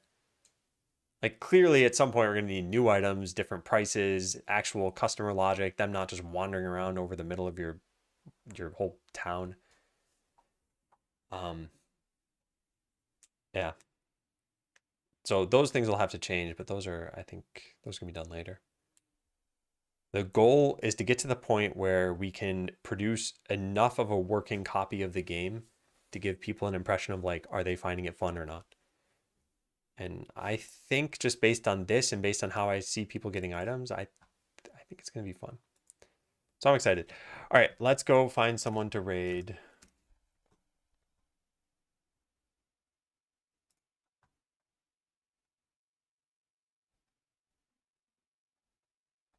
Who have I not raided? Have I raided this person? I don't think so. Yeah, and they only just start. Oh, wait, no, they're in. Oh, man. Trying to raid people who stream in English just so I can understand their channel. Otherwise, it's very hard for me to interact with them. All right, this person. Yeah, I can raid them. Nice. Well, thank you all for watching. I will be back on Wednesday.